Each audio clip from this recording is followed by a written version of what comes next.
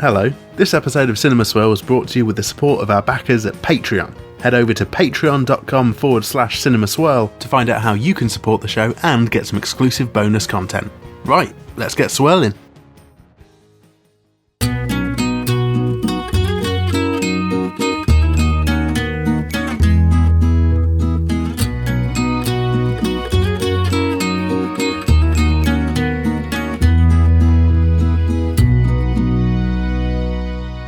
Cinema Swirl! Ooh, this is going to be great. It's episode number 48. Hello, everyone. It's your old pal, Kevin, alongside OTP Sam Chaplin. How you doing, Tam? Very well. Did you just call me Tam then? Tam Chaplin. I'm good, thank you. Very well, yeah. Are you excited to go not just to Hollywood, but to the Viewisk universe? Yeah. Well, I've always thought that we take a kind of sideways glance at the world of Hollywood. So maybe our view has in a way been skewed. This sounds like it's right up my avenue. Yeah. So we're talking today. It's Dogma has officially won. Dogma is our choice. It was very close at the top between Dogma and Clerks.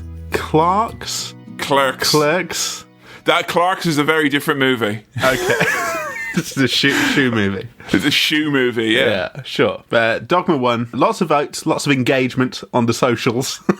Now, the great thing about engagement, right, is that engagement is one of those great terms that is it's so vague. Yeah. That, to say people were there and they were engaged. Now, they could be engaged in hate-filled comments. But that's still engagement at the end of the day. It's guys, they're getting out there, they're getting engaged, they're getting misinformation, they're growing hateful biases, they're engaged. But what was the level of engagement like yay, we're doing Kevin Smith, or why are you lot doing bloomin' Kevin? I've heard of Kevin Mahan, but Kevin Smith, was there any of that noise? I don't think so. I had a look at it. People seemed enthusiastic. So we are today talking, of course, about Dogma, which is going to be interesting. One thing is we spent far too long, really, when you think about it, for a movie podcast, introducing my pal to movies that he's not seen vis-a-vis Hollywood, California. Yeah. But we've spent a lot of time talking about religion on this podcast. We have, yeah. So I think that we have got requisite background knowledge to enjoy this. I have many questions about your exposure, lack thereof, to both Kevin Smith, Dogma, and this whole world we're dipping our toe into. But before we do that, let's get dogmatic about mail in bags.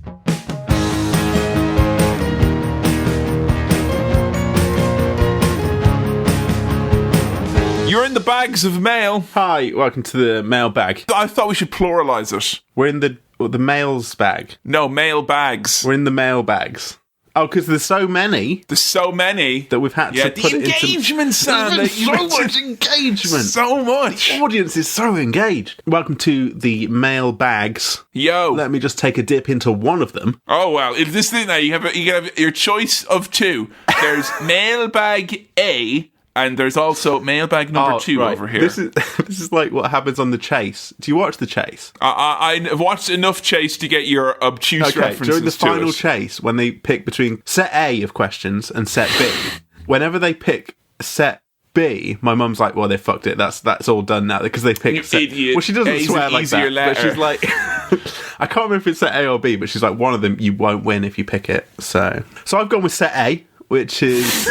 It's like when my mum used to watch Deal or No Deal. They're like, I'm going to pick that box over there. They're like, you idiot. And then it's like 250,000. It's like, I told you. Like, what? Are you clairvoyant? What is going on?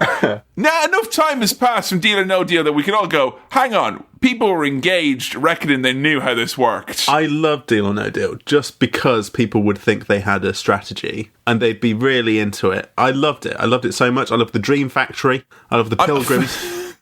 It was fantastic.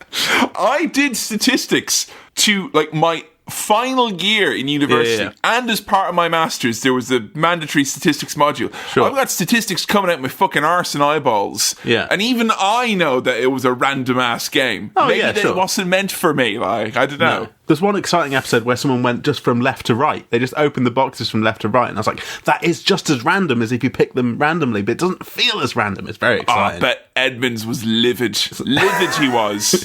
How dare you come into the Dream Factory with that kind of horse shit? How dare you? You know what? You were going to be leaving the Dream Factory here with the cure for cancer, but I'm not going to give it to you now. I'm keeping that for myself. Very strange man, Noel Edmonds. Anyway, which mailbag are you going for then? Is it A or B? Set A. I'm going with Set A. Oh, he's fucked it there, guys, hasn't he? At home now, we're all just going, no, mate, no. That's the bad mailbag. That's where all the really tough questions. Oh, God. First, this guy takes the minus offer, and then he goes for Set A. What a bugger that guy is. This first question reads as follows. Hello, Cinema Swirl Host Base, which is a nice name for us. Because we're the host base. And the host base? As opposed to the fan base. That seems like a kind of, if someone told me they've given me this apple tart or a nice open-faced sandwich, and it's on a host base, I'd be like, ooh, very, very nice. Yeah. You know? Well, that's a good idea, Kevin. We should host base about it later. But this I question think so, yeah. reads as follows.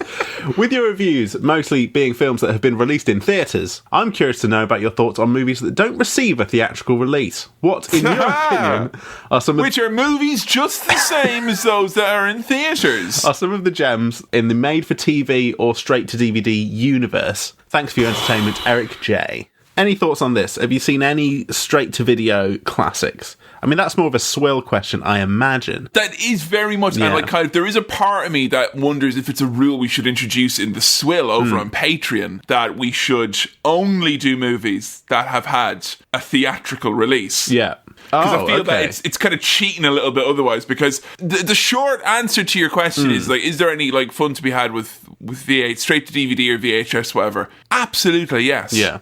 It is almost like shooting fish in a barrel. There was a point in time when Poundland used to sell horror movies. You were guaranteed a laugh, like, you know, almost the point where, like, I used to be really much, like, my thing was, like, watching kind of bad movies on DVDs or direct-to-DVD stuff. Yeah. And I kind of feel like it's almost like an overly saturated market. Too easy.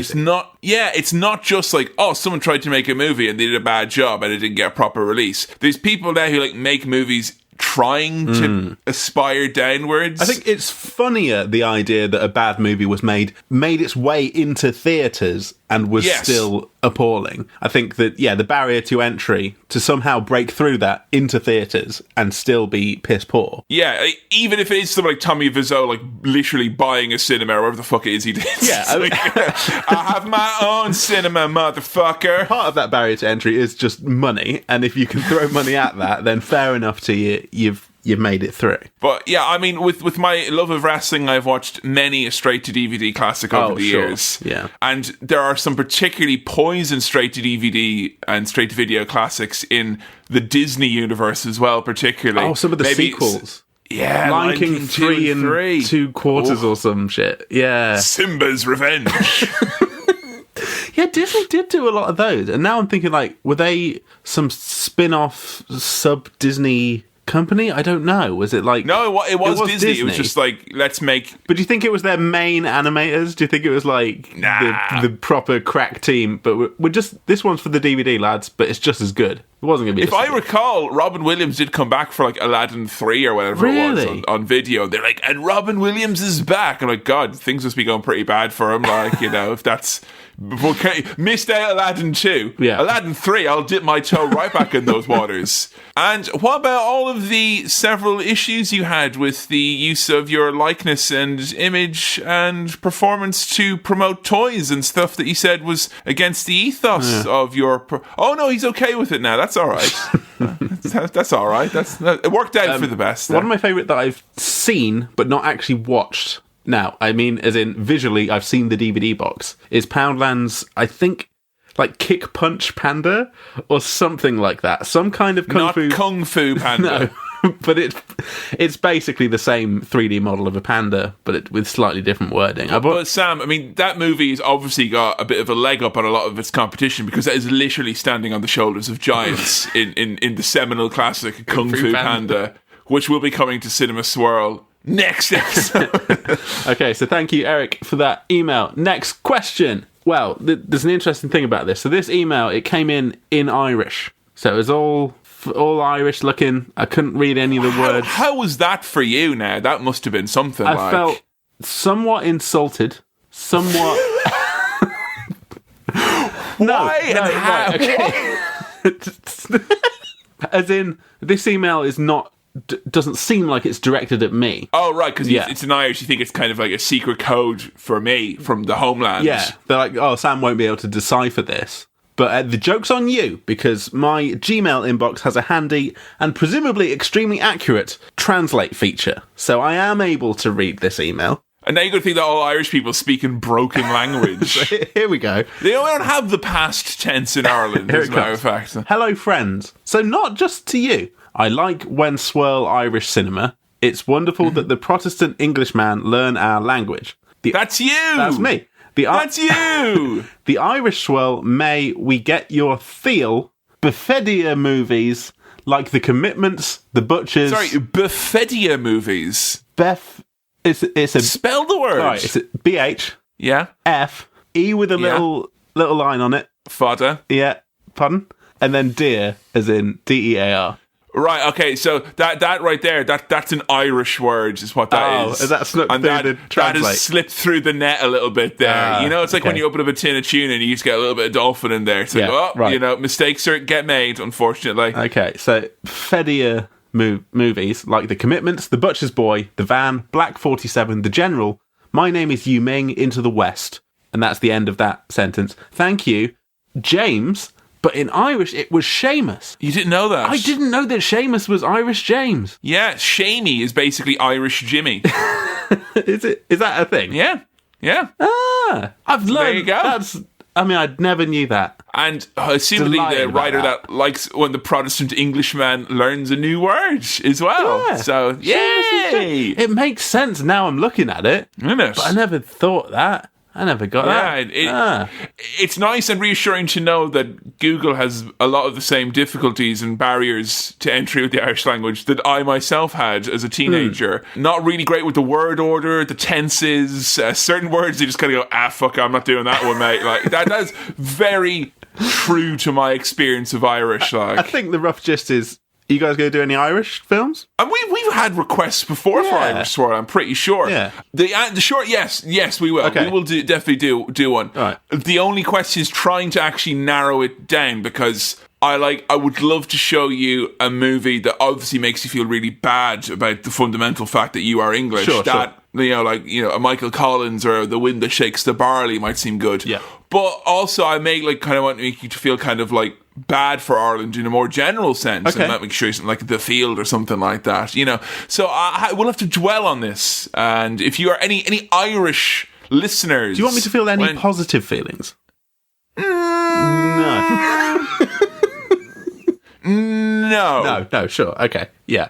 I mean, Sam, if we do our job here, you will feel ashamed of the shame. That's kind of what the level I'm aiming for. It's kind of a compacted amount there. But any Irish listeners, do send me some hot recommendations, because, The Commitments might make us think that, we love a laugh and love to drive buses and stuff like that. And I'm not sure if that's what I want the vibe to get across.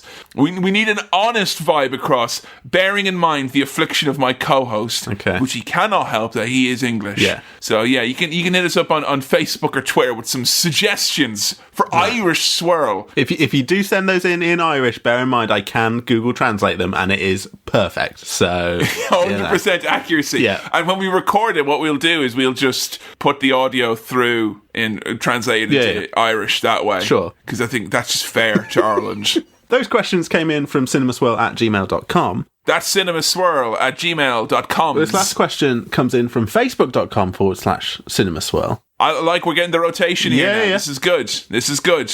I just don't like you getting all of your stuff from that shop over there. I don't like that, man. I just love the engagement on the socials. Hi, Kevin and Sam. Are there any classic films that Sam has seen and Kevin has not? Could this lead to some kind of reverse swirl similar to an Australian toilet flushing? And that's from Chris in Australia. Guys, we fucking did it, yeah? We've already done it, mate. We've already done it. If you don't know, we watched a classic film that Kevin hadn't seen, that I had seen. That film was, of course, Suicide Squad, which is available now on our Patreon over at patreon.com/cinemaswirl. I knew this would happen. I knew it would happen. We were going on all cylinders with our lovely little Patreon, with our lovely backers over there, and we're all having a lovely time. Yep. And I knew it would come when there was finally an episode where we were both genuinely embarrassed to say that we've done it.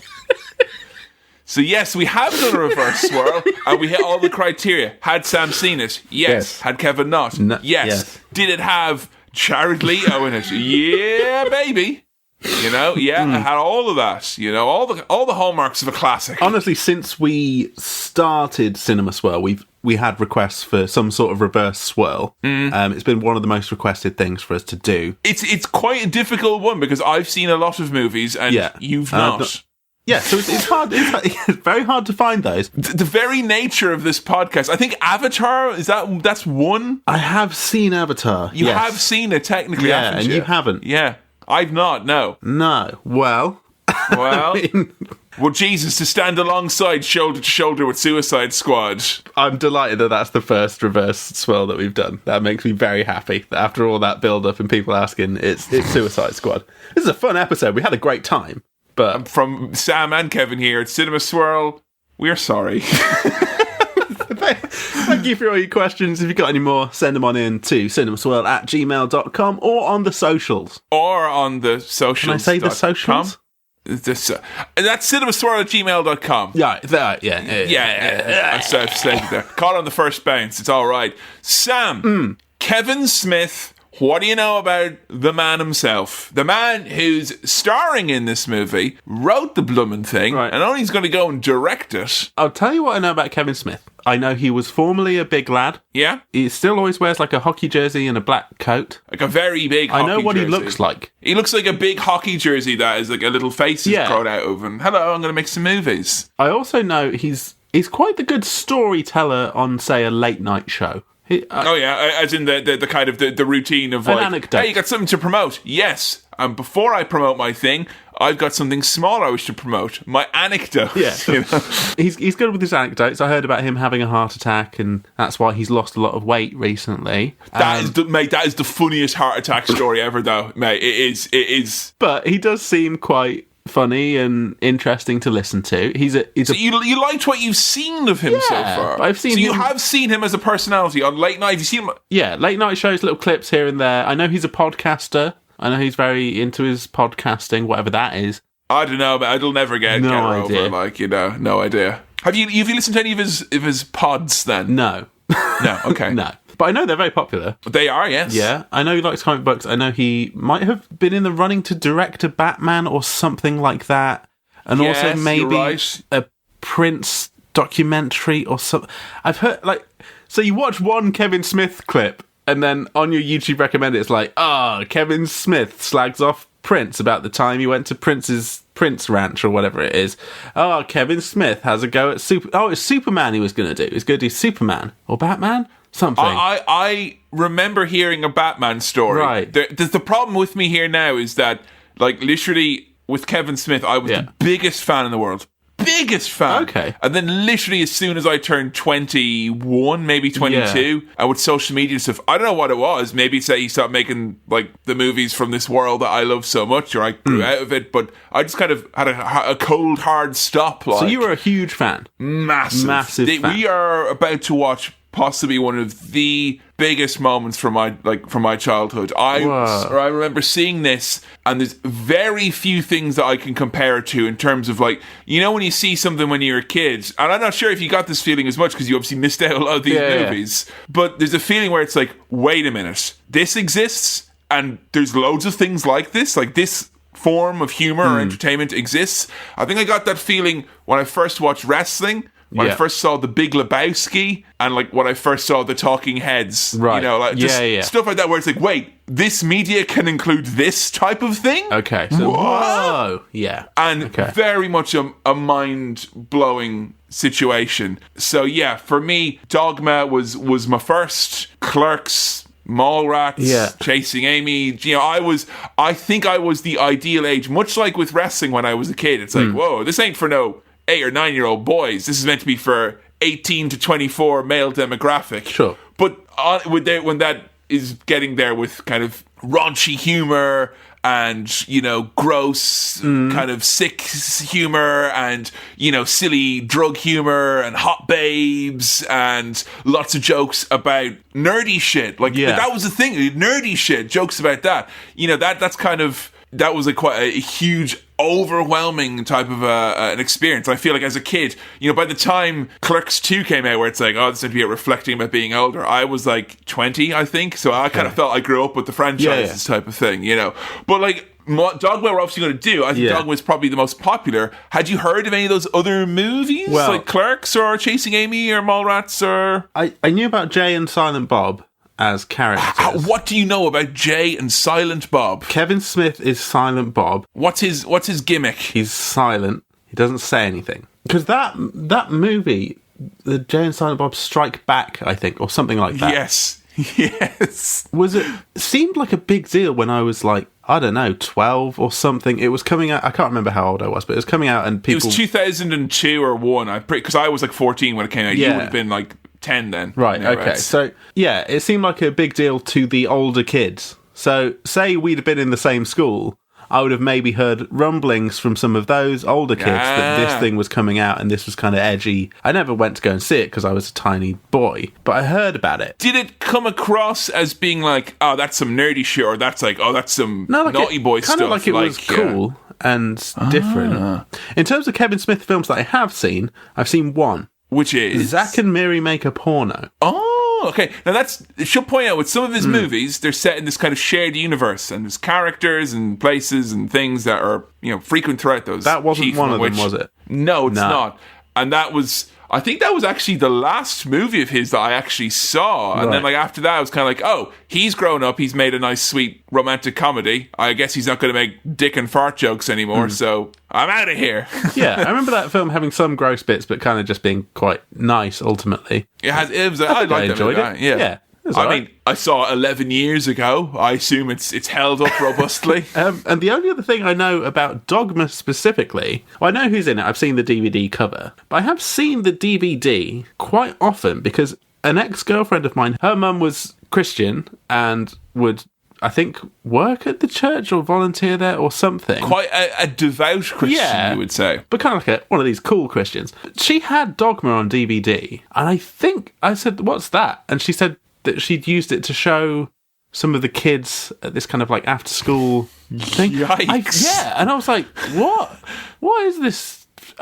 So that always puzzled me about that film, because she was very, you know, a devout Christian, quite religious, but had Dogma and used it for some reason to show kids something. I think these might have been teens. I don't know. All right, they've got to be some rowdy ass fucking teens, because like there is some pretty on the nose. I mean, this is really difficult for me. I've not seen this movie in so long. So, and you know, there's a lot of movies where we have done it on the podcast where I've not seen it in so long, but you know, when I saw it or I was watching it in my 20s or whatever, I watched it a bajillion times. Yeah. But I think the thing with Dogma was that it was a great movie to introduce to people. Yeah. So I showed a lot of friends it when I was like between the ages of 12 and 16. Yeah. But once I get to university and I made my friends, it's kind of like you'll know this stuff already. You know it, like so it was watched less in that sense then. But I would imagine that if you are a very devout Christian sort, that this would not be particularly. I got the sense that cup of tea for you. It had some risque stuff in it. I don't want to spoil anything. That's it. I get that sense like, just from it being Kevin Smith, and it vaguely, I know that it's kind of about religion somehow. Yeah, and it has a bit of a budget as well, which was probably the first time a lot of the Kevin Smith movies were made on either shoestring or like, you know, totally non-existent budgets, whereas this one has a bit of oomph behind it. We've got some choice names in this big boy, let me tell you. We've got the Affleck-Damon combo. You do. That's 1999 royalty right there, folks. Don't know if we've seen either of them in any swirls yet. We saw Affleck in Swill in Suicide Squad briefly. Oh yeah, he was, wasn't he? Jesus. But no, I know those guys. They're big movie stars. I've seen Armageddon. I've seen Argo. I've seen Ocean's 11. You've seen Ocean's 11. You've seen it all, baby. Yeah. So I know them.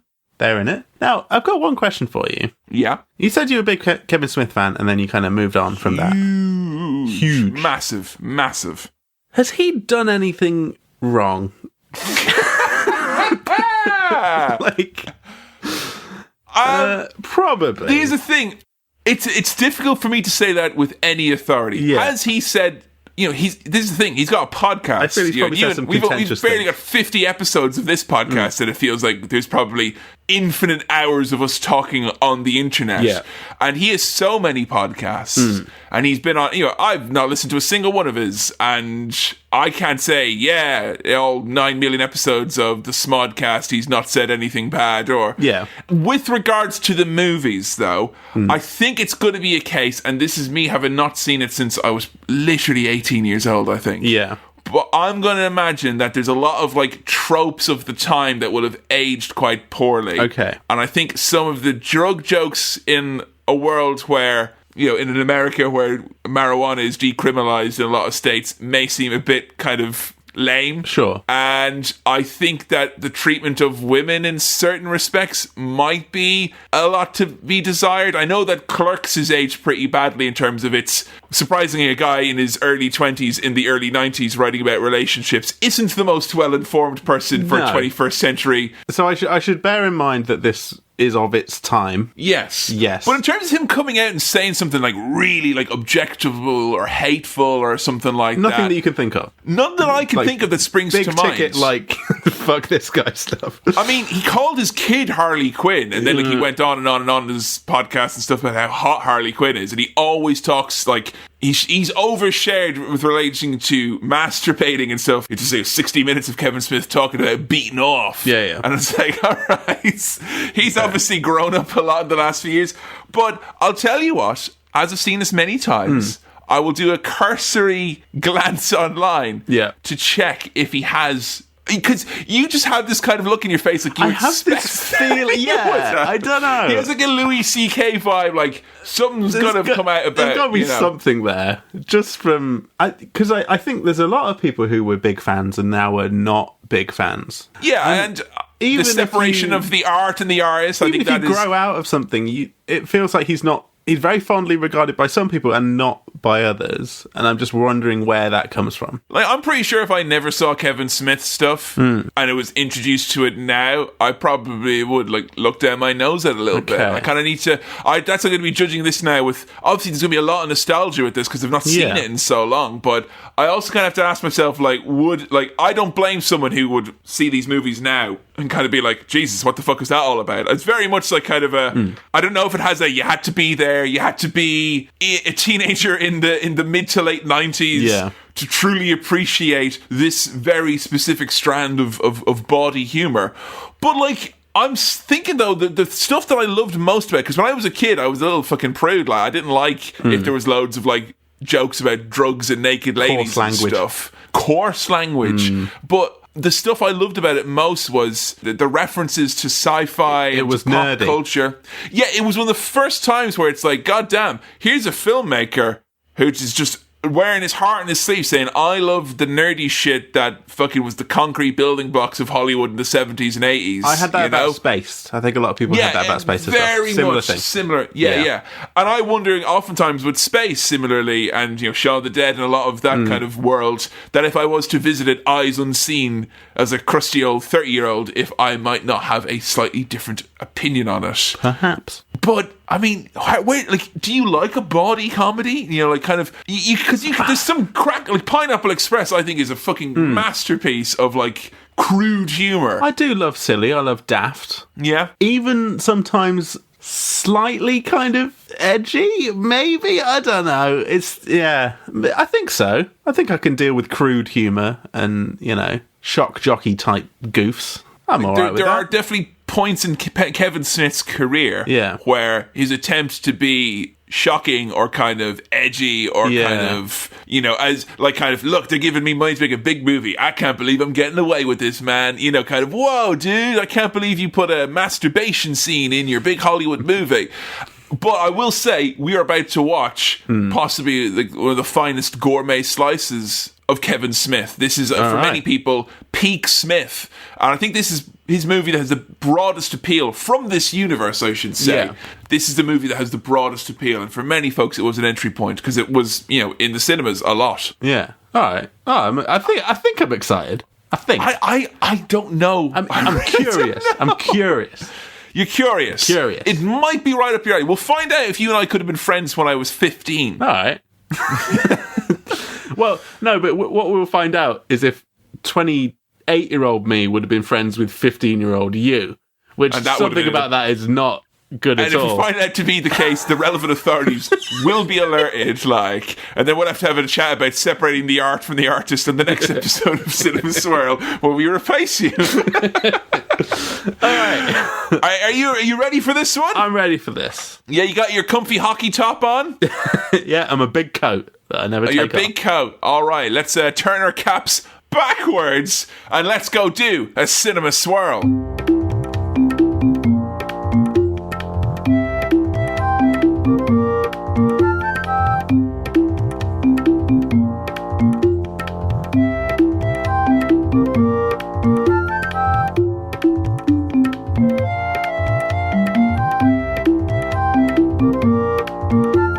And we're back. Woof, woof. That was some Dogma action right there for you folks.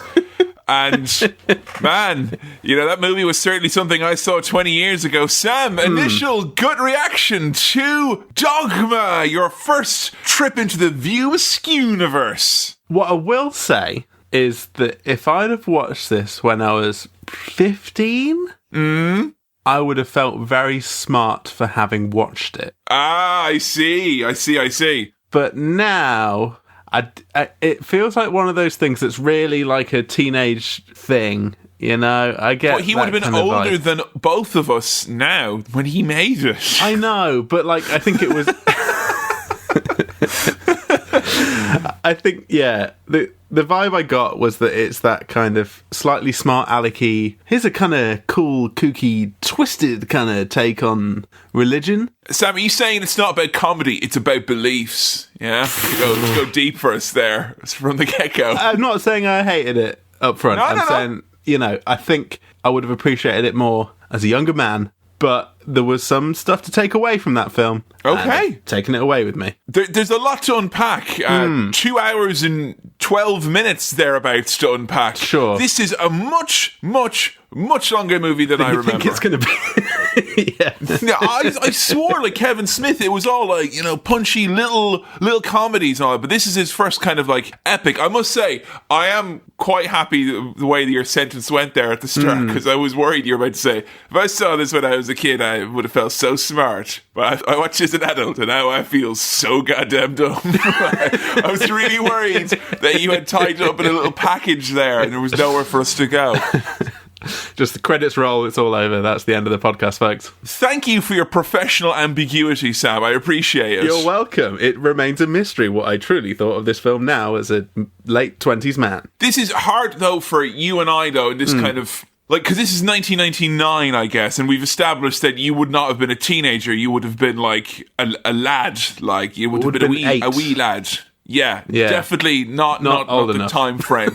No. Well, I think we could have maybe try and be empathetic towards where each of us was, and see how we would have potentially enjoyed this differently. Because I'm not going to lie, it was a much different watching experience for me now than it was. Sure, yeah, I can imagine. And it was one of those watching experiences where I felt like a proper grown-up film podcaster, because I noticed things like the camera and the direction. And I've got a fucking lot to say about that later on. Okay. Now, right off the bat, what we start off with here is kind of a disclaimer about, hey guys, sorry if this offends you, but please don't be offended. Yeah. Even God has a sense of humour, because look at the platypus, am I right? And then they think, oh, well, that's it for the disclaimer. And then there's a disclaimer about platypuses. Yeah. It's like, it's so sorry so if I funny. offended the platypus community there. Sorry, guys. Well, we all know the politically correct PC Loony Left Brigade from 1999. Yeah, the platypus obviously. Tell you right now, let's get out of our systems. Platypus is a cracking animal, right? Great, yeah. Fucking love a platypus. Duck-billed? Yes, please. Yeah, it eluded classification for dozens of years. Are they in the mammals? London. They are mammals, They're yes. mammals, yeah. But they are monotremes in that they're the only mammals, they're a group, very small group, which has spiny echidnas as well, where they produce milk, but they have no nipples. So the milk falls down these kind of grooves within the platypus's sternum. I know, and it eluded classification for many years. They do, but they're soft eggs. They lay them out, but they're soft, wobbly eggs. So they're neither beast nor fowl in many respects. But because people kept sending platypuses to like the Natural History Museum and the Zoological Museums. So what the fuck is this? Yeah, like stop it! Like stop this like viral pranking that's going on. Like it was out of control. So yeah, the platypus it was only noted to exist long after it was actually, it had been discovered. Yeah. And I love platypuses. They also have a very mild poison in their claws. So, yeah, I just think it's worth pointing out because I don't live anywhere near platypus, Sam. I don't know about yourself now in Nottingham if you'd be getting them down there now. Around this time of year, but I would feel if I saw a platypus, I'd be like, oh, and I'd want to pet it against my better judgment, you know. Poison. I don't want a mild poison, you know. Or I don't want to get my hand on any of its milk grooves, That's gonna be sweet. Now, with regards to this disclaimer, though, here.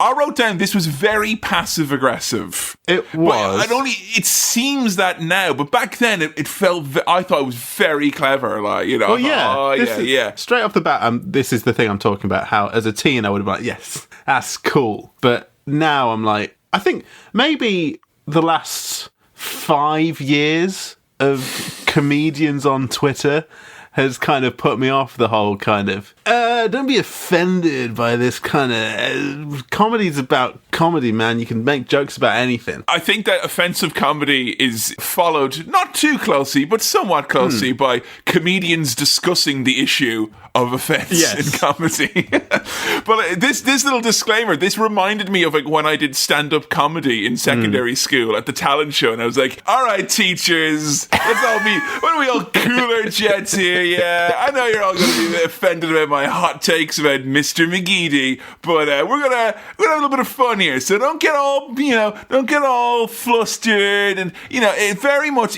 I admire it in Kevin Smith. It's an interesting start. You know what? It is. It sets the tone a bit. I admired the boy-like charm to it, if you know what I mean. And this is going to sound so fucking condescending, and I don't mean it at all, because he's older than I am here when he's made the movie. Yeah. But, when you grow up, it is very easy to lose the sense of silliness or the sense of kind of, there's a lot to be said for juvenile humour and the hijinks and whatnot. Yeah. And he had a lot of soul-crushing experiences in Hollywood, even at this early-ish point in his career, and to still have that in his heart, I think that's an altogether good thing, even if it means we get slightly too many dick and fart jokes per minute on the average. And it feels like straight away an example of Kevin Smith stamping his personality on his work. Did you get a sense of him that soon then into the movie? Yes. You're like, oh, this is the work of its author.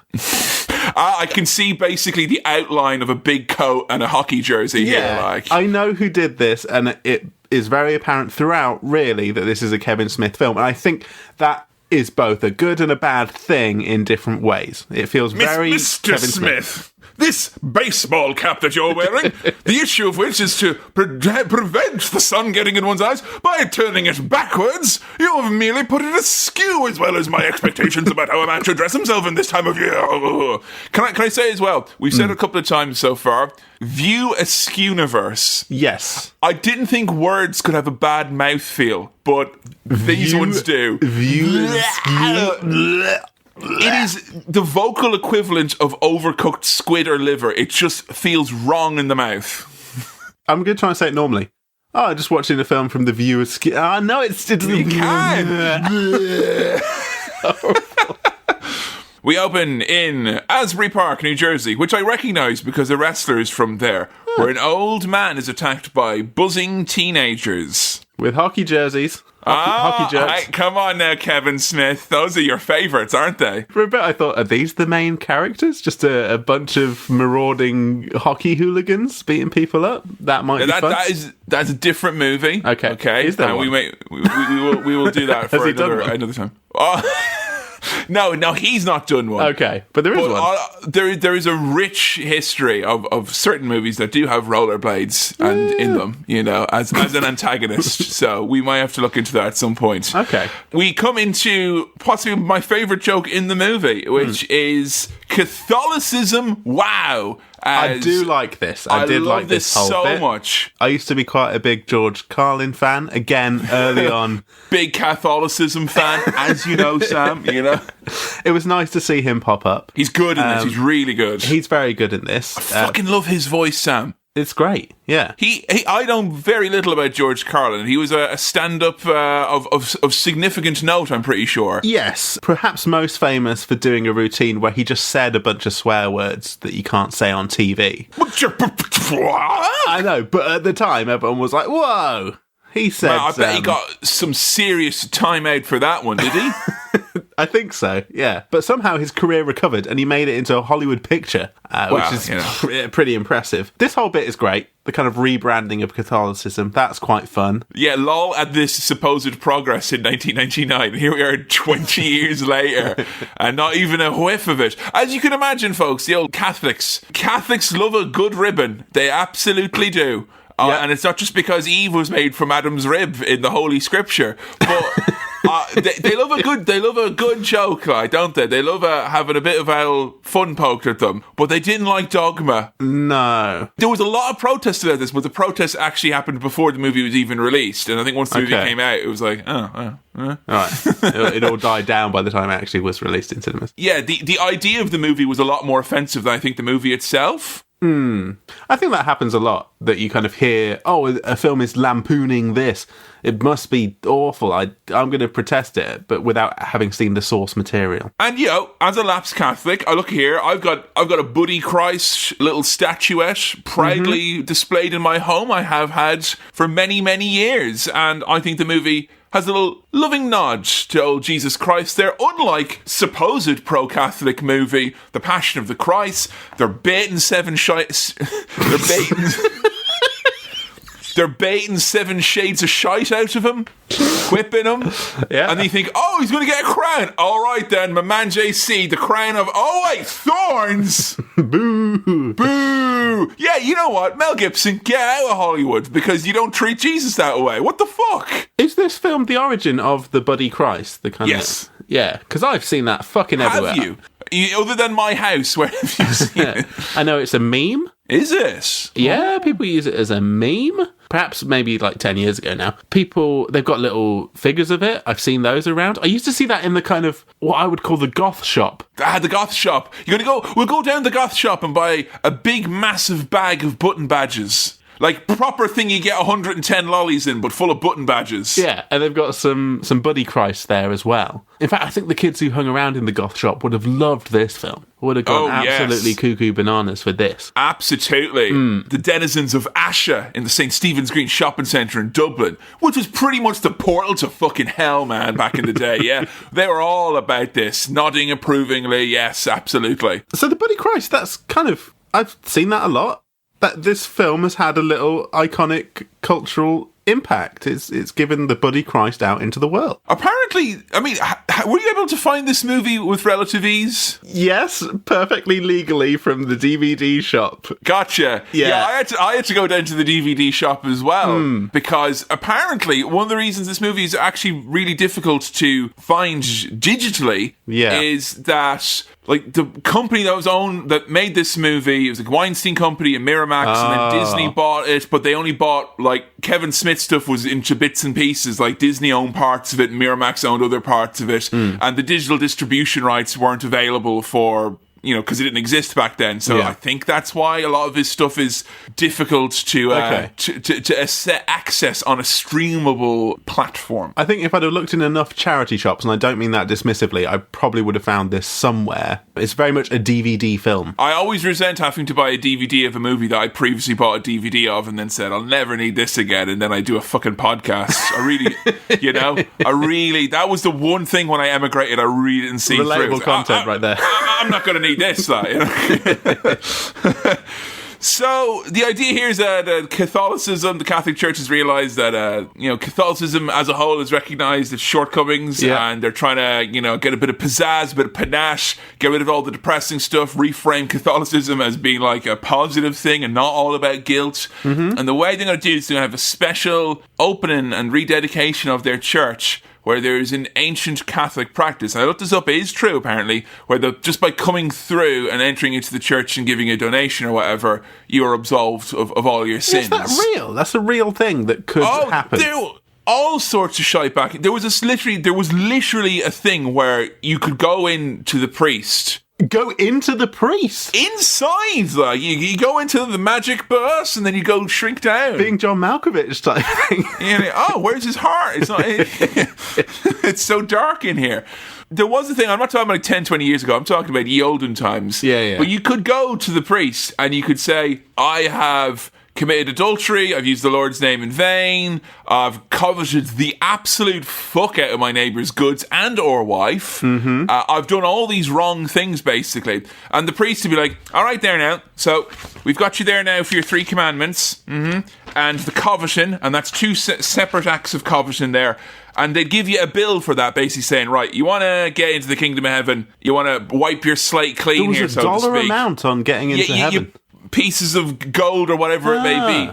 And what it was that everyone, like, the default position is you were going to be in like fucking purgatory or whatever, and then you could give money and donations to the church to get your way out of purgatory, and all of a sudden the golden palaces of the Catholic Church make a little bit more sense. Because turns out people were sinning loads back then. Yeah, and they didn't want to go to hell. Or just wait about in purgatory forever. Of course, now there's an app for that. You don't need to have the face-to-face, All my sins are stored in the cloud, Sam, so it's all right. Like, the thing is this, right, Sam? You can either stay in purgatory, or you can watch a 30-second ad and get into heaven for 30 seconds. All right? It's very, very fair and above board, Or maybe they could do something with, like, loot boxes, and it's like, all right, I'm forgiven for murder, but all I did was steal a Coca-Cola. Yo, send me over those guys I don't like. I'm going to get frisky. Kevin, I tell you, Matt Damon looks like a fucking tiny child here. Doesn't he look young? Doesn't he look like a scrappy young boy? I was really glad that his mum and dad got him here on time for the big movie, and I know he's nervous. And he's had a wee, and he's got his coat, and he's got a little note in his pocket of where he used to go home afterwards. So young and sweet. No, yeah. I looked at him and I was like, "You're not the fucking Martian. Get out of here." That's not my Martian. Hashtag not my Martian. So that's Loki. So Loki. We're in an airport. Matt Damon is Loki. But he's anything but Loki. He's kind of dunking on religion to a nun and manages to convince her to give up her faith. And honestly, it's the easiest fucking... if Alice in Wonderland makes you question your faith, don't be a fucking nun. You're literally bride of Christ. But this character may as well have been played by Ashton Kutcher, because he was just punking that nun. He was just playing around and having a prank. Because we see Ben Affleck, who's Bartleby. Yeah. And these lads are chatting about how they've seen God. They've been in the presence of God. Why are you trying to convince people that there's no God? And he's like, it's just a bloody laugh, mate. Just a right bloody hoot and holler. Just having a laugh. And did you get the twist kind of straight away then, did you? What, that they're angels? He's an angel. Sorry, an angel. Well, I tell you what, Matt Damon is a cute angle, because he's absolutely. Yeah, bless him. I did a full 360 because I wanted to go back and look at him, I didn't want to miss it, This whole sequence in the airport, I think Ben Affleck's character, he's talking about how, despite people, being kind of evil and bad and sinning, they're so excited when they see each other at the airport and they love each other so much. And I think there's a scene like that in Love Actually, but without the bit where it's like, those two are cheating on each other, but at least they're happy. you know? Yeah, it's true. You know, there's not the bit of love actually where it's like he's actually what is in love with a married woman. He's a wrongin'. She's literally like 15 or whatever the fuck it is as well. It's really weird. Like, you know, let's send him to fighting zombies in an increasingly tedious series for the rest of his life as punishment. Yeah, okay, that's agreed. Can we rubber stamp that, please? Yes. Bartleby, he announces that they're going home because he's got a bit of newspaper now. He's been sent a clipping. I don't know where they live. Do they have a fixed address? These two are fallen angels, right? They've been cast out of heaven. They've fallen and they can't get up, Sam. And they love giving each other bits of newspaper because there's two different newspaper clippings here that mean different things to them. Now you just show me something on your phone now, though, wouldn't you? I would now. Is that what it was like in the old days? It is, and you'd kind of do the outwards claw on it, but it wouldn't make it bigger. It would just crinkle the paper. Right. Ugh. Yeah, I know. That's how you'd show someone the news. You'd rip it out of a paper. I'd like to thank Nokia and all the guys in the mobile phone world for, you know, thinking big, getting us out of the dark ages. Thank God for WAP. Yeah, seriously, you know. I'd be in a very dark place right now if it wasn't for my polyphonic ringtones. And I'd like to thank you, everyone, for making that possible in Phoneland. Thank you. The dialogue in this film, throughout the whole thing, is very kind of quick, very snappy. Bap, bap, bap, bap, bap. It is. Pretty wordy as well. There's a lot going on. It is banter, Sam. Pure and simple. It's banter central, this. I watched it with the subtitles on, as I often do. I don't think that helped. I think that made it more difficult because I was like, oh, there's a lot of reading going on here and I'm listening to it at the same time. A long scenes of this is like one of those things I was like, oh, not being a fucking teenager and like, you know, figuring out a couple of fucking things, the bare basics of film. But I was shocked in this movie about the amount of times it was almost like a fucking podcast or something where it was just two people talking back and forth, back and forth, back and forth. I didn't know when to bring this up, but what I thought a lot about this movie is that this was Kevin Smith before he'd discovered podcasting. So he was kind of getting out his weird opinions or fun ideas or little trains jokes of thought. You know, everyone's got a train of thought. Cultural references that he wanted to get out there. He was having to write those down in a script and give it to Ben Affleck. To the detriment of the movie, though. If we'd have started this 20 years ago, Ben Affleck would be saying what we're saying now. Yeah, that's true. You know? We'd have had to write a movie rather than do a podcast about movie.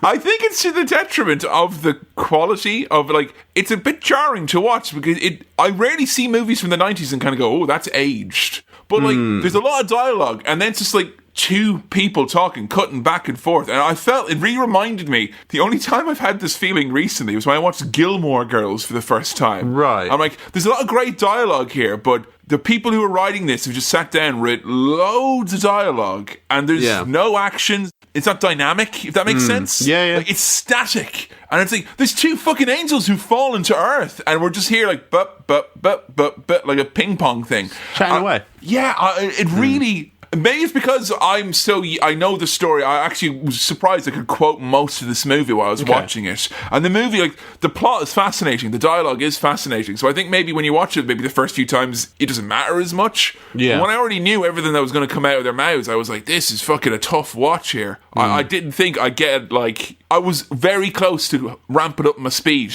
you know? Yeah.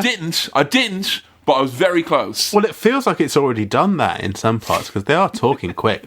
So Matt Damon, Loki, he's the angel. He was a former angel of death. Yeah. And he kind of talks about God like he's a kind of mob boss putting out a hit because he wants to go and kill people who worship Mubi, who is a golden calf / fast food mascot / cartoon character. Is basically Mickey Mouse and McDonald's combined into one kind of... and Mubi, there's a lot of stuff here which appear like... A great joy about watching a lot of the Kevin Smith movies, even if not all of them, and the views aren't necessarily all up to par. Like, I think there's ebbs and flows. There's a lot of ones which have really great moments, but suffer in other aspects. Yada yada yada. You know, they're not all a bunch of roses. But if you watch them all, you are thoroughly rewarded on any rewatch because the background and everyone in it, it's teeming with references. Well, overflowing. I watched this with Joe, and Joe watched, you know, a couple of the Kevin Smith movies, and we were like blown away just the sheer quantity that was. References to Clerks, Mallrats,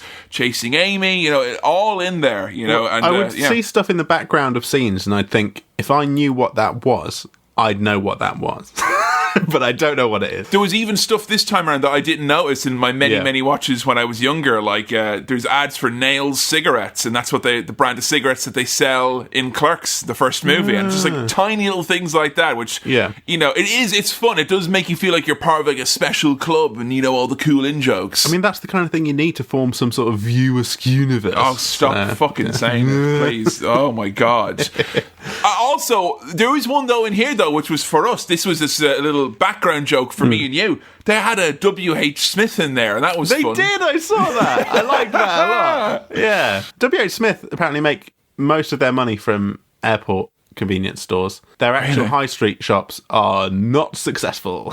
Really? Often, they're always at the lowest of the kind of which best high street shops. Oh yeah, I mean, it's absolute dregs. A horrifying experience to go into one. I've tried to. I realise now, in these years since I've moved to the UK, when going to W.H. Smith when I was a kid, crossing the border up north was a big deal because you didn't have taxes on magazines up here like they did back in Ireland. If I wanted to get official Nintendo magazine, I'd have to pay £6.50 to get that, but I could go up and get it for £3 up north across the border. And W.H. Smith was a great place to join, but I realised since moving to the country, I have unwittingly, but very much so, have structured my life in a way that means I will never have to go into one ever. It's a nice feeling, isn't it? It is. I've got all the chocolate I need at home, thank you very much. But they make all their money from people having no choice at an airport and just having to go in there to get a sandwich or a book. They say people making the money from people having no chocolate and having to go in. I need a copy of the Times and a really big galaxy. I've got some stuff going on. We're introduced to who I would say is our lead character here, perhaps. Which is Bethany. Bethany. Who's in a church, a Catholic church. So she goes to church, but she also works at a clinic that does abortions. Also known as an abortion clinic. What's going on there? What's the deal with that? There's some protesters outside.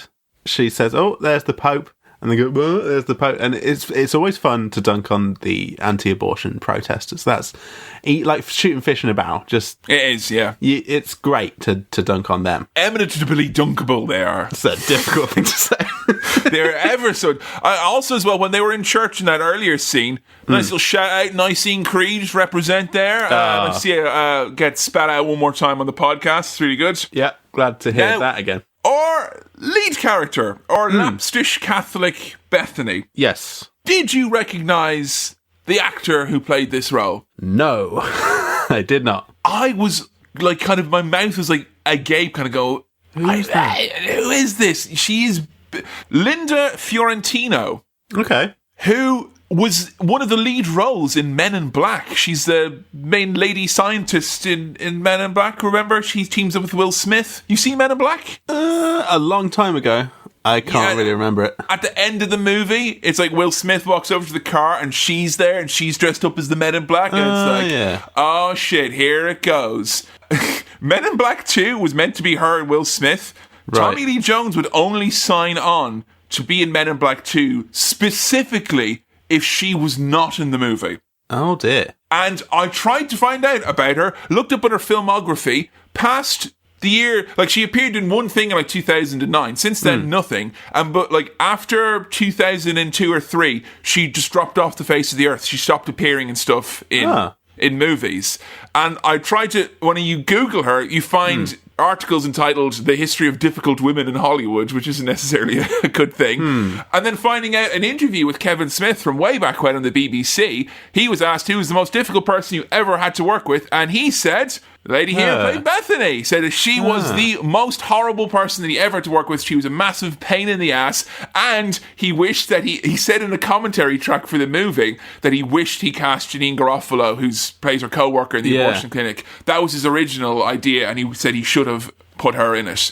Now, God. What did you think of Bethany's performance here? It was all right. Very, that kind of sarcastic. I mean, it was basically Janine Garofalo's whole gimmick that she was doing. I convinced myself when Garofalo appeared. I was like, oh yeah, she's the lead in this, of course, yes. We're all business as usual here.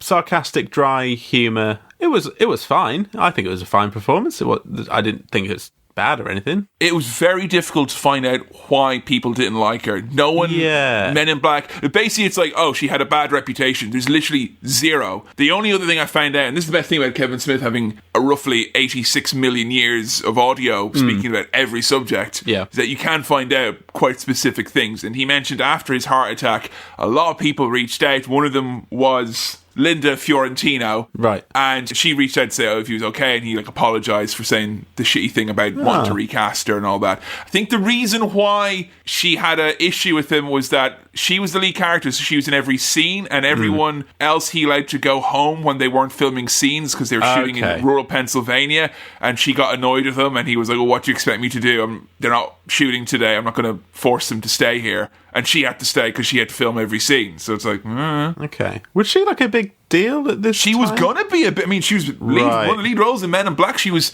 tipped at one point she was going to win an Oscar and all that. She was a name that was being bandied around as being the next kind of one of the big leading ladies in Hollywood.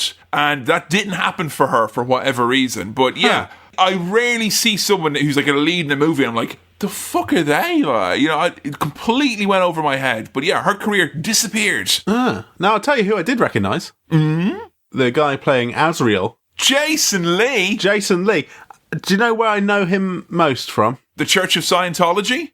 Oh, no. It's Beck all over again, isn't it? He's the character who gives you the tutorials in Skate 3. Are you shitting me? He plays Coach Frank. That's ridiculous. Get a real skater. Skater. Here's the thing. Jason Lee was a skateboarder. He's in the Skateboarding Hall of Fame. He was a professional skateboarder. But yes, he's a very good skateboarder. But in Skate 3, he doesn't play Jason Lee, the skateboarder. He plays Coach Frank, a skateboarding coach who's played by Jason Lee, who is a skateboarder. Okay, I feel, given that because I was a big Kevin Smith fan, Jason Lee fandom kind of went along with that as part and parcel of it. Yeah. And I swear to God, how did I not know that about him? That's so weird. He was a professional skateboarder. But what you just said there about the whole Frank business makes me think that he doesn't want you to know. He wants to put barriers between the knowledge. Moved on. Yeah, but no, he's got a skateboarding company, Stereo Skateboards. That's his skateboarding company. He's another name which seems to I don't know if it's I'm in different circles of media now or whatever, but he was in shitloads of things. Remember, My Name Is Earl was a big hit. Yeah. And he just kind of disappeared, didn't he? He's one of these guys who will come up at the bottom of a news article in one of those weird fake ads that's like, remember Jason Lee? Here he is now. Or whatever happened to Jason Lee? Or in your YouTube recommend, it'll be like, here's why Jason Lee isn't cast in things anymore. And that kind of thing. I've seen that for Michael Cera. And I'm like, I've seen the headline. Why isn't Jason Lee cast in things anymore? And you click on it, it's like, Jason Lee was born in 1978 in Rutherford, New Jersey. That's, of course! Obviously. This is just Wikipedia. The other place where he would appear is if you went onto a site or an app that analyses your face and tells you what celebrity you look like. Yes. He will be the fourth option always. The fourth one. You're 17%. Everyone, male, female, regardless Jason Lee. What race, gender you are definitely 17% Jason Lee likeness. Yeah. So he's there. He's an agent of the devil or something, He's the baddie, Sam. He's the baddie. He's got horns. He loves air conditioning. He's the one leading these hockey jerks around. Little hockey boys who beat people up. He's a baddie. He's a wrong'un. He likes air conditioning because he's been in hell. We are introduced to fucking heavy hitter. The cast here, my God, there's some fucking bangers. Stellar cast. Alan Rickman. Whoa! Hey. Yeah. Big Alan Rick. What do you know about him, man? He's Snape. Is this the first time he's been on the swirl? Yeah. On the swirl? Yeah, I think so. You've seen Die Hard, of course. I've seen Die Hard. I've seen some of the Harry Potters. I've seen Love Actually as well, which he's in. He's got a fabulous voice, Alan Rickman. Mate, though, right? Yeah, mate, right, though, yeah? Love Actually, yeah? Right, yeah. Yeah, that's a Christmas movie, though, yeah? Right, what, though, yeah, mate? If we get Love Actually, yeah? And we actually make it fight Die Hard, yeah? And we find what a proper fucking Christmas movie is, mate, yeah? Fucking proper fucking Christmas movie. Because, you know what, Sam? Yeah. I've got a new Christmas tradition, and it's Die Hard coming down the chimney. If you see what I'm saying. I bet fucking Kevin Smith thinks Die Hard is a proper Christmas movie. Oh, in it, Yeah. But I wouldn't know if Jared Leto would think it is. He'd probably pick something mad, something wild. Like Blade Runner or something. Something really, something out there, movie. Akira. That's my Christmas movie, yeah? Can you do an Alan Rickman voice at all? I've never tried. No. Give it a go. Alan. It just sounds like I'm doing a really crude impression of you, like. There used to be a thing that would happen if I swallowed slightly wrong and... And then my voice got a bit... I can't do it. It always happened by accident, but I'd get a kind of slightly claggy voice for a bit, and it would sound very Rickman-esque. And I'd always say the kind of bottle foam, brew, glory. But I can't do it, because I need to do the thing, and even put a stopper. So, he's got no willy, but you know that he's cool... Because he's got a hoodie and a suit jacket, which is, that's so cool. I've been to the year 3000, man, and not much has changed, but that fashion is still tight. Look, I will admit, when I saw that, what I thought was that, that looks a bit old-fashioned now. I love that looks old-fashioned. I love that. But I also thought, could I pull that off? For a split second, I was like, I wonder if I could get away with that. And how it would look. And then I thought, absolutely couldn't. I'm not going to try it. There's a few reasons why this is an objectively bad look. Number one, the main people drawn to this, and I was one of these people who thought, maybe I can make that work when I was like 16 or 17 or whatnot. Main people who are drawn to this genuinely don't often have access to blazers. They always have access to hoodies, and they have a grand selection of hoodies which fit them nice and comfy and big. And then usually what you get is like dad's suit jacket, or my granddad was buried in this dusty old suit jacket, which is not a blazer. Different thing. Absolutely a different thing. It ain't a sports coat that you're rocking there. It is a suit jacket with the wrong trousers. And as well, it's never going to be fitted. It always looks bad. Nothing looks worse than an ill-fitted suit on a fully fucking grown man. And when you put a fucking suit jacket over a baggy hoodie, it's going to make you look like the fucking Michelin Man. It's an awful look. It is an awful look. You know what? I feel on Queer Eye at certain points where you have to really sit him down and be like, no, just don't, this is one of those. And this is one of those. No. Tan, you can't be nice with them, all right? Yeah. Carrot and stick. And if they're going to wear this, you need to give them the stick. I think I might try it and put it on the Cinema Swirl Twitter. Yeah, I hope you enjoy your incredibly reduced range of mobility. It's okay. I don't use my arms and shoulders, dog. But, Alan Rickman pulls it off. 3 people in this movie have this outfit. Yeah. 3 people. I know. Costume designer Kevin Smith. Well, that's because that's what he would wear. 4 people, because he fucking wears it as well. Oh, no, get out of here. Alan Rickman pulls it off, I think. Alan Rickman somehow looks cool in this. He looks fucking ashamed to be in that, I think. Oh, no, I think he comes across as quite cool. No, he looks like the teacher who you think is like all mad cool, and then you see him on the weekend and they're dressed like that, and they're like, oh. Oh, no. I guess they're not as cool as we thought they were. Oh. Like, why are they buying all that chicken tikka lasagna from Farm Foods? What's wrong with them? He's Metatron, which, again, is an actual religious thing. Not to be confused with Megatron, who's the leader of the Decepticons. Yeah, which is what I got confused with. Or Metaton from Undertale. This is Metatron, which, that sounds very robotic. Yeah. I'm basing that on basically the Transformers, but maybe they based it on Metatron. Well, Jesus and the apostles, 12 apostles... They came together to fight the forces of the Decepticons. That was a big part of Catholicism. Sam, have you read the comic book series Preacher? No. Kevin Smith has. Right, okay. Why is this like that? I mean, a lot of it is. Right, okay. Have you read Good Omens? No. Pretty sure Kevin Smith has. Okay, right. This is all... Yeah. The sum of its influences. I don't know if there's influences. Obviously, the influences are totally fine, We were influenced heavily by Mark Kermode and Simon Mayo. That's, all long since established. Yeah. But I don't know. Having read the Preacher comics and now watching the Preacher TV series, it felt at points alarmingly similar. Okay. Like, ears burning. So, Alan Rickman is the voice of God. He's kind of God's spokesman. He's also an angel. He's here to do some exposition as well. Do angels not have dicks? Is that canon? I've never seen it written down or anything like that. No. There is a section I went back in Mullingar, the town near where I grew up, and you had to take a 25-minute bus to get to Mullingar. But in the bookshop there now, there is a section that is just angels. Okay. There was a spirituality section. Bunch of Robbie Williams CDs. But now there's a spirituality section, but within and also that, angels. There's an angel section. Right. And I just love the idea of kind of like, sorry, I'm looking for this book on, angels. And sorry, you're looking at spirituality. You need to be an angel. So angel it's a section. separate book. And I remember thumbing through a few of those. And it is kind of like, you ever go on to like a fan wiki for like a video game or a TV series that you kind of like? I'm like, I want to get a little bit more of, all the backstory or whatever. Yeah. And it's like, whoa. There's this much to Super Metroid? Really? You're speaking to a former editor of Lostpedia, mate. I think I know a bit about fan wikis that have a bit too much detail. Yeah, how about you? Were you a strict but fair editor? No, I just put in my own theories.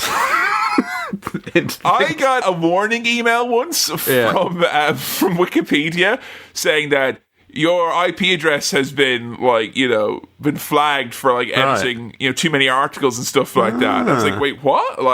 There's been complaints. Essentially, if you go on Wikipedia, you start going, blah, blah, blah. People can independently complain. There's a process that tracks you and sends you an email and can ban you. What have you been doing? I haven't been doing anything. I have literally never once on purpose edited Wikipedia.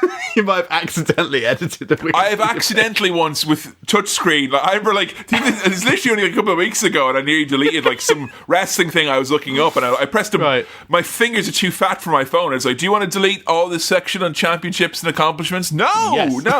But what it was apparently in the end was, I replied to find out what art was being edited, because I was like, I'd not done anything. And it was articles about the two towns closest to my hometown of Delvin. And apparently my neighbours, because we're so spread out, we share the same IP address. Well, they've been nicking your Wi-Fi. I don't know what they were. We've got a 46 character WPA2 key to get into the Wi-Fi back home at my mum and dad's house. Right. So I don't. That's pretty secure. Right, fair enough, mate. It's pretty secure. You got me there. I get you. But they were just editing Wikipedia to talk mess about the other towns. Wow. They were saying they had a lower population than they were, removing people of note, amazing. Taking away accomplishments. And I mean, come on, Clonmelon's not that bad. I mean, come on now, give it a bit. So yeah, that's my only experience. Never went on to Lostpedia, I didn't want to get banned for my hot takes. No. A nice little thing here, which I thought would be like a Chekhov's gun type deal, was when Bethany kind of sarcastically says, why isn't God speaking for, and at this point, himself? Why has he got you to be the voice of God? And he's like, well, God's voice is so overwhelming and awesome that it would blow your mind, or something like that. And I thought, well, that's going to come back into play later, and also God will have a silly voice. But I was wrong about that bit. I thought it was going to be he was going to go on about how brilliant and awesome and overwhelming God's voice was, and God would say, all right. And that would be the thing that would blow people's minds, but it wasn't that. Director's cut. So she's got to stop the Angles from getting into the church. She's giving very little information at this point, other than the requisite exposition and required reading that she's given by Alan Rickman. She's special, but she doesn't know why she's special, and she needs to find out why she's special. That feels a bit Star Warsy, doesn't it? A little bit, yeah. Yeah. But I mean, he wears his Star Wars fandom on his sleeve. Kevin Smith, who once described Episode 3 as a tragedy worthy of Romeo and Juliet. Now, it gets spoilers. It's not. Right. And I have a rule if I repeat a story or something on a podcast, I try and get it edited out, or, have people let me know. Yeah. But I've said that at least 6 times on podcasts, and I want to say it every time so no one ever forgets. Ever. Right. So he tells her that some prophets are going to help her, which is good because she gets attacked at work and then saved by Jay and Silent Bob. Snoochie Gucci. Oh, God, what's the fucking thing that... Snoogans. What is all this? What's all this Snoochie Boochie? This feels like fucking Rick and Morty or some shit. What's all this? Don't fucking drag this into I'm it. sorry. Well, I can't remember what the thing that people quote from Rick and Morty is. Was it Bucka Bucka or Woozle in my head Wazzle or whatever the fuck it is? Wobble. There's nothing wrong. I'm just a fucking finished. pickle. But yeah, Smoochie Boochie, Magrucci, Doochie, Woochie. The Smooch Boys are here. Jay immediately chatting about sex as a reward. How big are their coats? They've got big old coats, those boys. They've got massive coats. Love it. And here's the thing, all right? I'm pretty sure those coats are so big that they've got a couple suit jackets and hoodies underneath there. That's how big Layers they of it. are.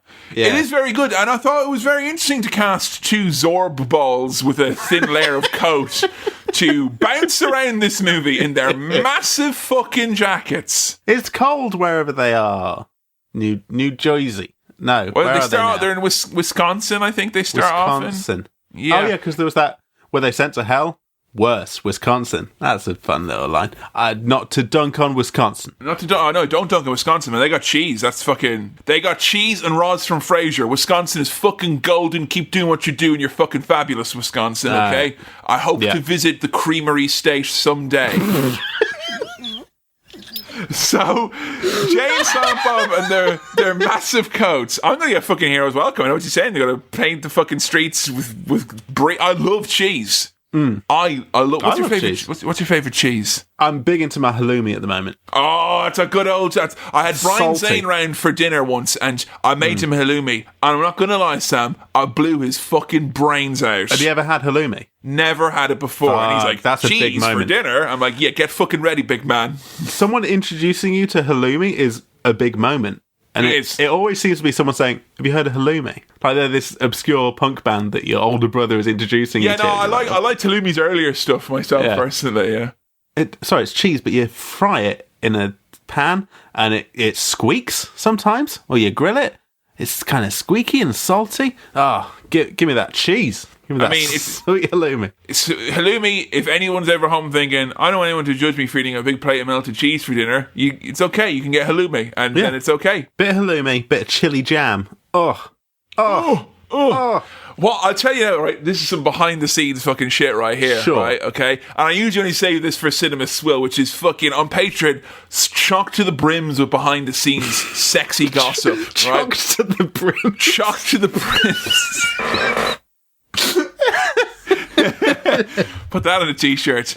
All right, but when we finish Cinema Swirl, it can be a bit late. Yeah. So what I do now is that instead of having a dinner afterwards, I have a supper. And I often have halloumi with just a few mushrooms, and that's it. That'll do me. That's all you need for a supper. That's great. The word supper is the antidote to the word view universe. Supper has a lovely mouthfeel. A supper. Oh, let's get some fucking supper going. Let's get some supper in here. Jay, his whole gimmick is that he's like, these two are kind of nice guys. What did you think of Jay and Silent Bob, the iconic duo? I can see why people latched onto them at the time, because their whole gimmick is that they're kind of sound lads. They're all right, but they're also kind of creeps and idiots at the same time. Yeah, they're well-meaning, but somewhat horrible dinks. A bit that's emblematic of that is where he's like, oh, we're totally pro-choice. A woman's body is her right. And then Bethany asks, why are you here at the abortion clinic? Like, well, we just wanted to pick up chicks because we thought that would be where women who were down to fuck were. I'll tell you something. Jason Mewes, who plays Jay, I have a lot of time for Jason Mewes. He's had some ups and downs in his life. He had serious fucking drug problems. Jesus Christ, acting was not his fucking strong point at this point. He is fucking hideous in this. He is so bad. Particularly these scenes here where he seems asleep. And like, as a kid, I was just like, Jane, Silent Bob, yeah! And they're in all the USQ movies. That's the kind of the gimmick of them, is they're the kind of the recurring thread. Yeah. And I fucking adored Jane, Silent Bob as a kid. I thought they were the funniest thing ever. And such was my love of them that I could not see the forest for the trees, that he could not act to save his life. And the other guy doesn't have to talk, which is pretty handy. Yeah. He gets better. He does get better in like Clerks 2 and stuff. He's good, but fucking here, he's so bad. Well, I think he had some issues with drugs, and I was reading the Wikipedia page after having watched this. I think he might have still been kind of. Oh no, he definitely was. Right. Yeah.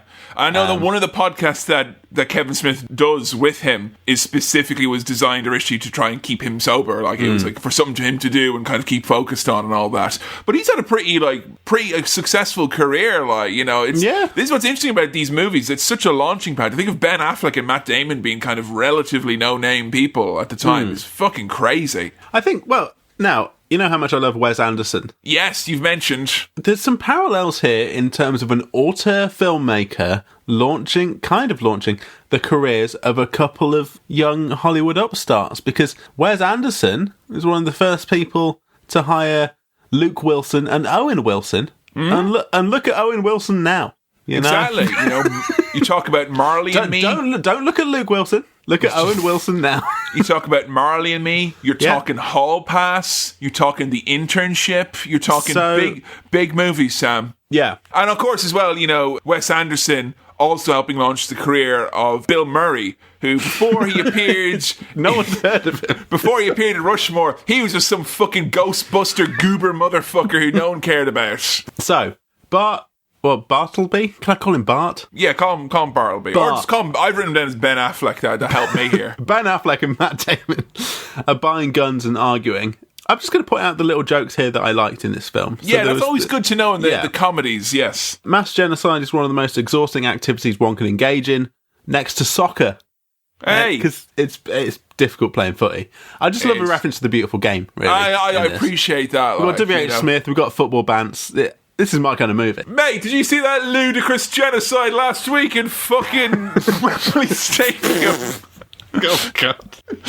There's a whole bit here where Jason Mewes' character, so Jay, launches this whole thing about John Hughes. Again, this feels like Kevin Smith podcasting before he had a podcast, just to do his whole thing about John Hughes. There's so many scenes where it's like they just sit down and have a meal, like, and there's a lot of scenes in this where the movie I felt is a bit too long for its own good. There's so many scenes where it feels like, do they need to be here right now having this chat? That isn't really that 100%, like, it's not a tight film. It's bloated. No, yeah. And it's bloated with really, you know, great stuff at the time. Like, funny stuff, really interesting ideas, and lots of, I mean, we're having funny jokes, pop culture references, big questions about the gender of God, the history of religions. There's a lot of shit that's been thrown at you, but I do think it's a little bit too much, you know? Yeah, maybe. And I kind of feel like a lot of the, like, if I was to sit, like, be a really super harsh editor, the scenes that would probably logically get cut out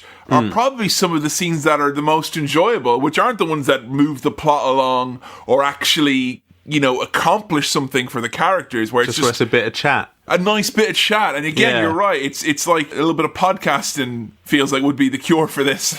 He just wanted somewhere to put his ideas and his stories and his little jokes, you know? I know that's kind of what writing a movie is sometimes, but can feel like it's maybe at the expense of moving the plot along or doing anything. Just having a bit in the movie where I've got this stuff to say about John Hughes. Let's say it. This too much ice cream is what this is, you know? I like it. I like and there's lots of different flavours. That's really great. But all of these flavours at once is a bit rich, you know? I'm not looking forward to the toilet tomorrow. I need something savoury as well. Please. So they're going on a road trip. That's kind of the whole basis of this. We've got road trip, big road trip, you know, buddying up. Going to New Jersey. And Chris Rock falls out of the sky, and he is Rufus, the 13th apostle, who's got Bible beef. And before you can really figure out what he's about, but yeah, again, this is a character whose purpose is, again, to be another kind of person to provide exposition, but to also flag up big questions, big ideas. You know, a lot of the philosophy and the morality and stuff comes out of Chris Rock in this. Yeah, we get one of my other joke lines that I like here, when Chris Rock's character falls out of the sky, because Bethany says she wants to go home because the car's broken down. Jay gets angry that she's leaving and says, guys like us don't just fall out of the sky, you know. And Chris Rock falls out the sky. Kablam. And then he immediately says, beautiful, naked, big titty women don't just fall out the sky, you know.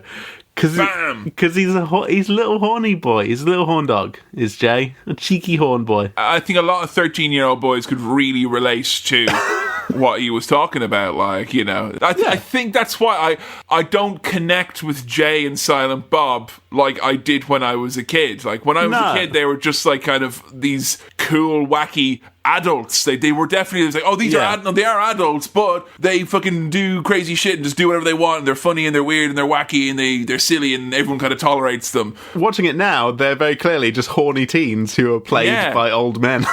And, like, can you imagine going to a party with someone like, you know, Jason Mewes' character? Yeah. You'd be like, oh, fucking hell, get me out of here, like, you know? Another fabulous, but ultimately, I'm not sure how necessary. I mean, look, this is probably my favourite scene in the movie, but it is not necessary.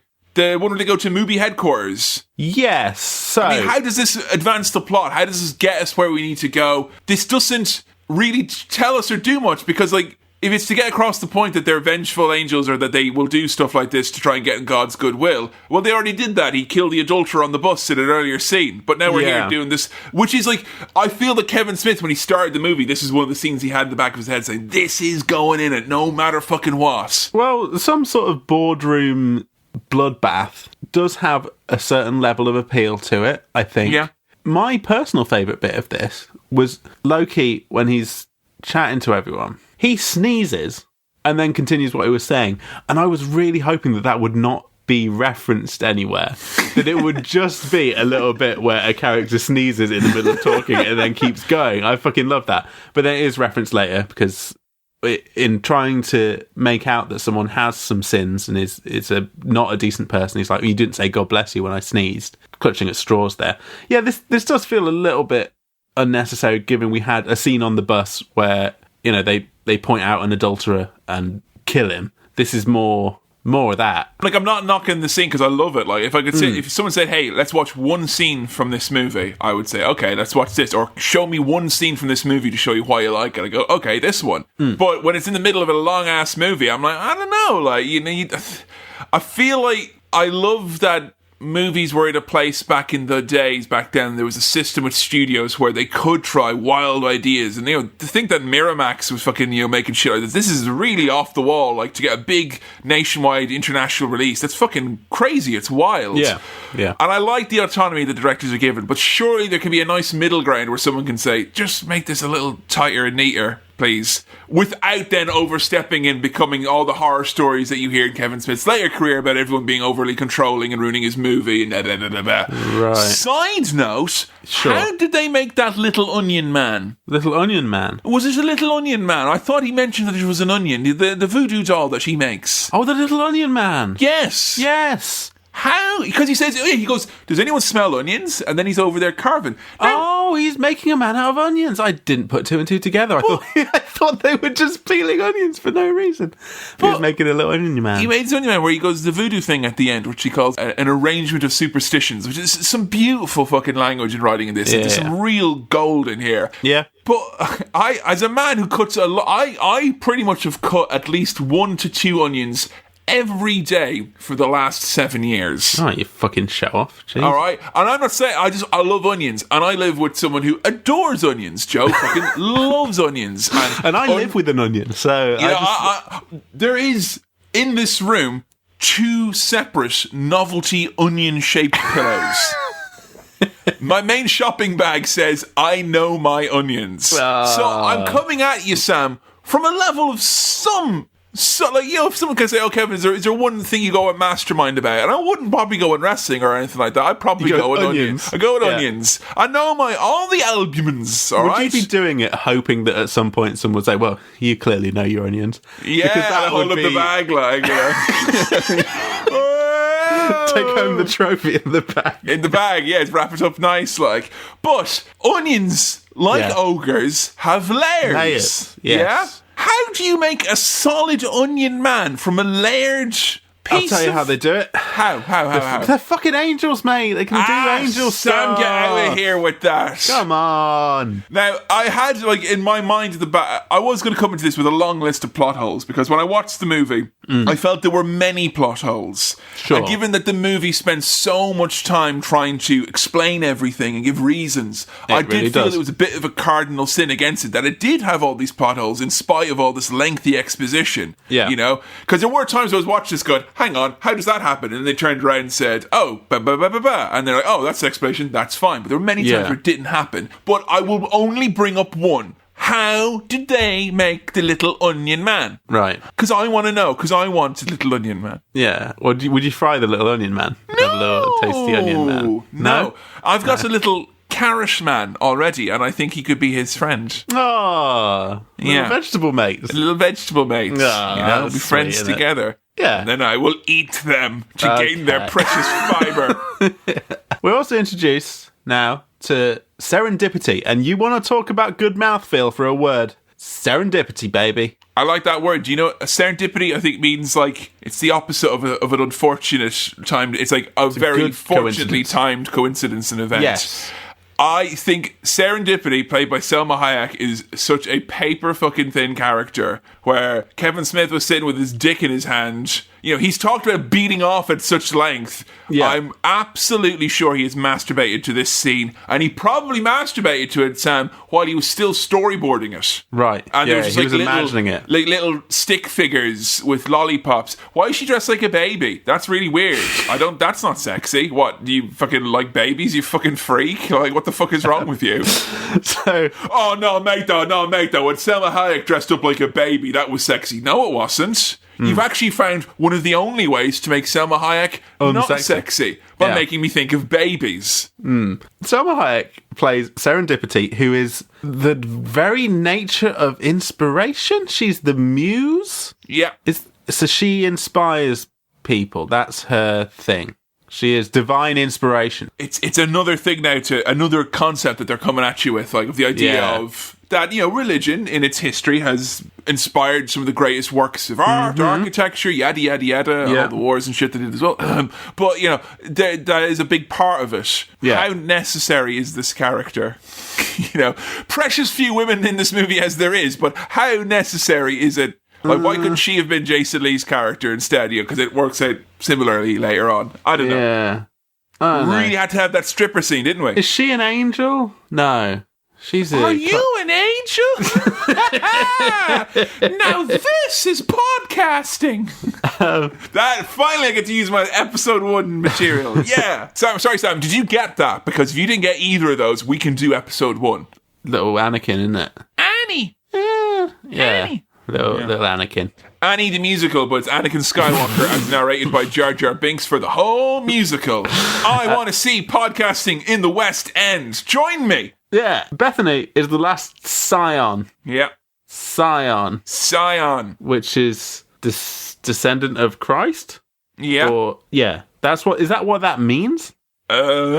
Maybe. I'm not too up on all this religious stuff. I don't know. This is where we're going away from religion into religious studies. You know, we're getting to an extra layer here of it. Oh, also, Kevin uses serendipity to slag off Home Alone. Yeah, what's the fucking problem with Home Alone? I don't know, but is that why you had that character there? Because he's talking about like how serendipity gave inspiration to 19 of the top 20 grossing movies the last 20 years or something. And Sam hasn't Home Alone, seen that was of a them. bag of shit. Yeah, it was all films that I'd not seen, apart from Home Alone, which I have seen. And Kevin, well, I say Kevin slags it off, Serendipity slags it off, but Kevin slags it off. He doesn't like Home Alone. No. It's the best John Hughes film. I know, right? Maybe that's the one that he doesn't like. Oh, we also have a scene where the toilet is overflowing. This is the golden period of shit in media. You know, you had Conquer's Bad Fur Day in 2001, and you have the Shit Demon here in 1999. As a kid, I thought this was the funniest thing ever! Yeah, I mean, I wrote down Shit Demon, and then someone said Shit Demon, so I'm glad that's, you know, what they were going for exactly, and I pinpointed it perfect. It's a shit demon. Did it make you laugh? Not really. No, I didn't laugh at it. I love a good shit joke and a good sick joke as well. I've told you some of my big ones, right? You've told me all sorts of poo and sick stories. I told you about the big pile of podcast. Poo that got bigger and all that, didn't I? Yeah.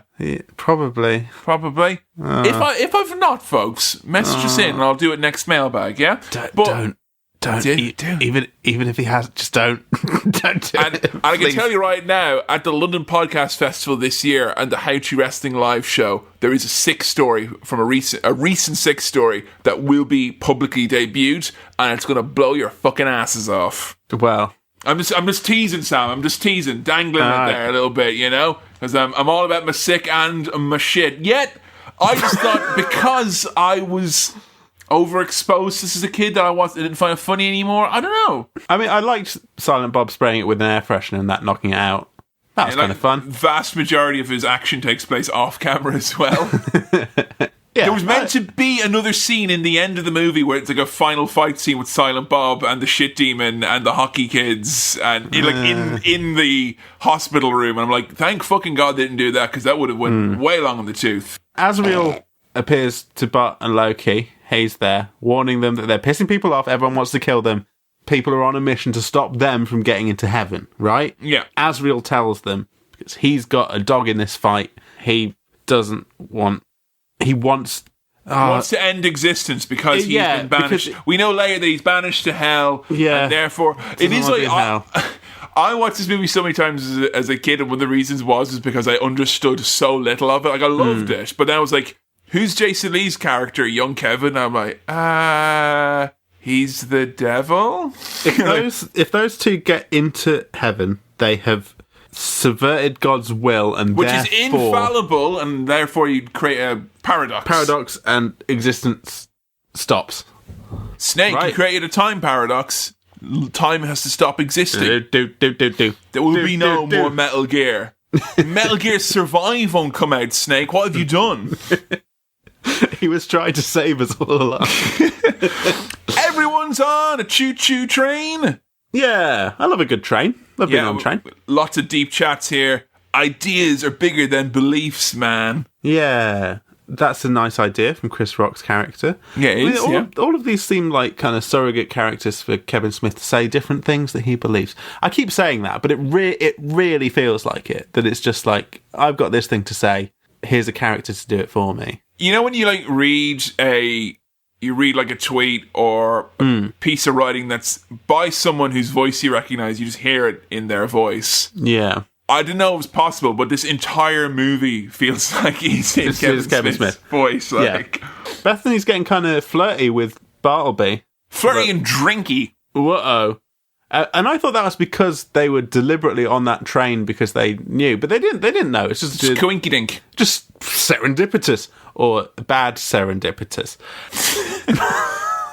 Which is the right word. A serendipipus, I think, is the bad one. Yes. Apologies to the serendipitous community out there. We don't want to offend any serendipipuses. Serendipipie, you motherfucker. Bartleby realises that he is talking to the last scion because she has to stop angels from getting into heaven. Sounds like the last scion to me, Sam. And now there's a standoff between Rufus, Chris Rock's character, and the angels, and Bethany's being held hostage. Oh, this fight scene was fucking hideous. What is it with the punch sound effects in this? Oh my... I played N64 games, and not even particularly good ones with better hit detection than this. Than that. It was... He couldn't direct action here to save his life. Most of Clerks takes place behind two counters, and it shows. When they get into motion and moving around, oh my god. The reason why he can't direct it is because he's on screen as Silent Bob doing some of the punching and tossing angels off a train. I don't know. I was going to try and do a tossing off joke, but it didn't work. He tossed them off the train. Of course, later in his career, beating off will become more core to the Kevin Smith brand. There we go. We got it. Indiana Jones reference, but it's from the third one, which I believe you've not seen. I've not seen the third one. You know what? There's been zero clamouring from anyone for us to do any more Indiana Jones movies. What's that all about? I don't know. Was our take on it so piss poor that there's just no demand? I don't want to hear these two lads talk about these films anymore. A sequel squirrel might be a sequel squirrel. A secret squirrel might be good to do soon, and we could do Godfather 2 in there as well, and perhaps even RoboCop 2. RoboCop 2, yeah. The lost episode, which was saved by our friend Ash. Do check it out if you've not seen, or listened to, I should say, our lost episode. It is listenable, but one of us does sound like we're wearing a kind of Darth Vader type mask. Yeah, mate. You may sound like that anyway. Boom, roasted. So, Bob says something. I didn't realise that Silent Bob saying stuff was already established as kind of a thing. Yeah, he once, sometimes twice, in this movie twice, per movie he says something. Okay, and that's fine. That's like normal. It's not a big deal. This is not the first thing he said. I thought that's what it was building up to. I thought that happened in Jay and Silent Bob Strike Back. I thought Bob said his first thing, but that's not true. The bit in that's probably the best bit in Jay and Silent Bob Strike Back is when he says something. It's when he says something, yeah. It's very good. But I've not seen it. You've not seen it? I thought that did happen. See, here the problem is with it. If I put it in swill, people are going to be ornery. They're going to be ornery. You know, ornery. I don't want an ornery fan base. I don't like the word ornery. It's a bit viewer's universe. I don't like the idea of a bunch of surly donkeys and mules listening to our podcast, kicking shit like, chewing cans. That's a go. I'm sorry, I'm mixing my hoofed mammals here now. But I thought, no ticket is not a fabulous first line, but, there we go. Now, Bartleby, who up until this point has been kind of the calm one of the two angels, because you remember Loki is the angel of death. Yeah. He seems to be kind of quite obviously turning evil, and Loki is kind of turning good here. Yeah, this is very much the case. Like, it's a so solid crew, because they flip reverse it here at the end, I wish this scene only lasted 21 seconds. Because it lasted hours. And you know what I hate as well? They're thrown off a train. They just walk into a parking lot going, "Oh, man. What the fuck happened?" Those are the scenes we need, Kevin. And also, can we talk about between scenes? Was there anything from Star Wars that you noticed between scenes?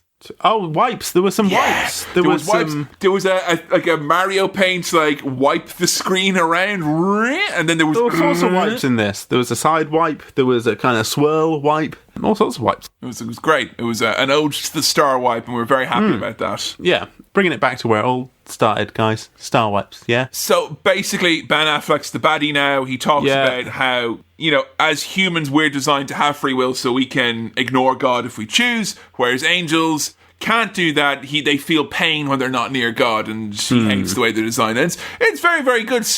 Very, very passionate speech. Well written again. Very long. Yeah. Ben Affleck does a great job in this, I think, in this film, generally. Oh, he's damn good. He brings the energy here that he brought to Suicide Squad, Sam. And that is why Ben Affleck is my Batman, He's the Batman, if you will. That's how much of a Batman is. My Batman. Yeah, exactly. Yeah. Just my Batman. Alan Rickman shows up.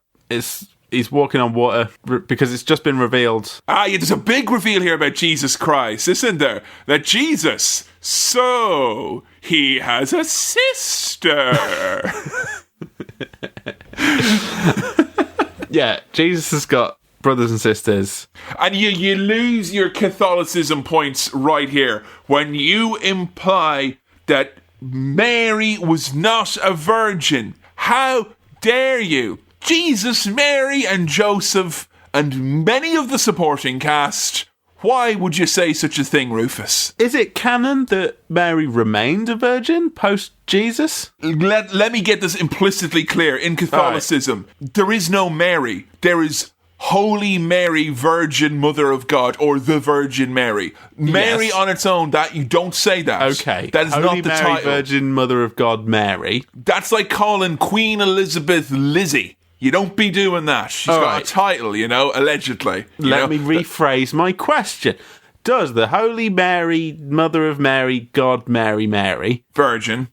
The Virgin Mary. Virgin. Before Jane the Virgin, there was Mary the Virgin, is what I'm saying to you, Sam, okay? All right. And she was a big deal.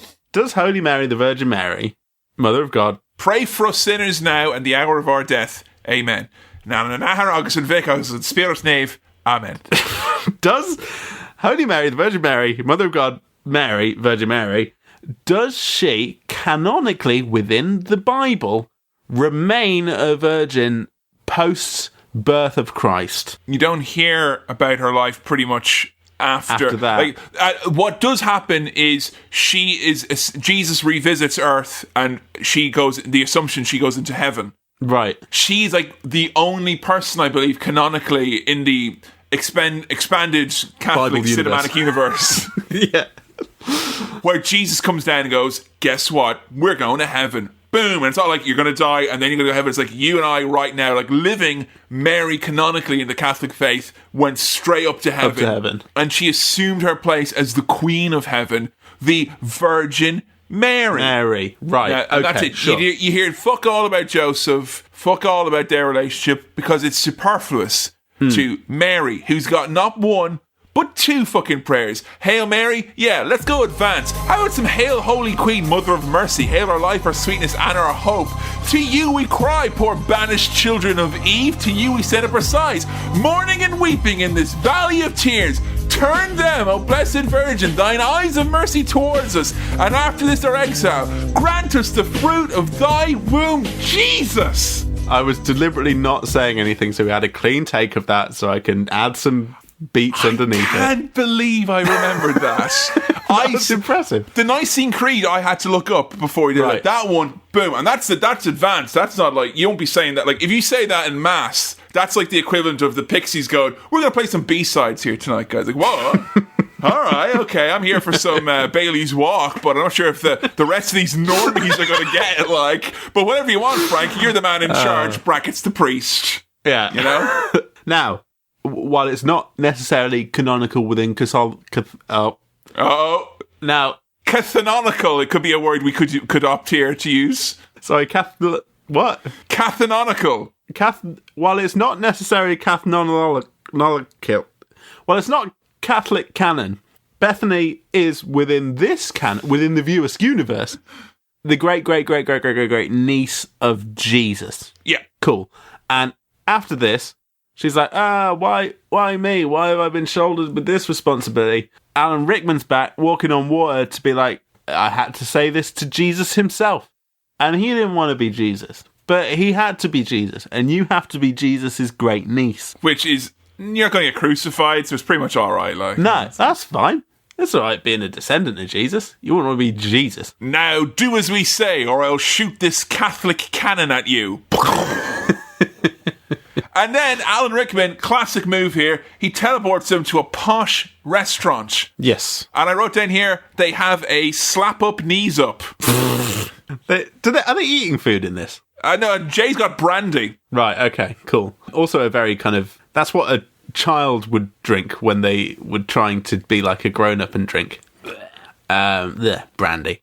Gross. I hate brandy, and I like a lot of liquors. I like a lot of strongly flavored things. I understand a lot of people, they have a softer palate. Don't want to taste anything too. But brandy just gets under my skin and into my soul in a way I don't like. Oh, like I don't need to drink paint thinner because I've drunk brandy enough to know that that's maybe a similar experience. Yeah, but it's revealed now that God is missing. Yeah, just like in Preacher. Is that a thing? God's gone missing. Yeah, God's missing, like in Preacher. Like Mario is missing. And because what happens is God likes to visit Earth, like in Preacher, and go incognito into disguise, like in Preacher. And Kevin Smith likes comic books. And do things, that humans do. You might think, why would God do that? It's like, well, in Preacher, God does that as well. So I may be reading too much into this, but I really feel that's the biggest one for me. Yeah, right. Because God likes to assume human form and play skee ball every now and then. Yeah.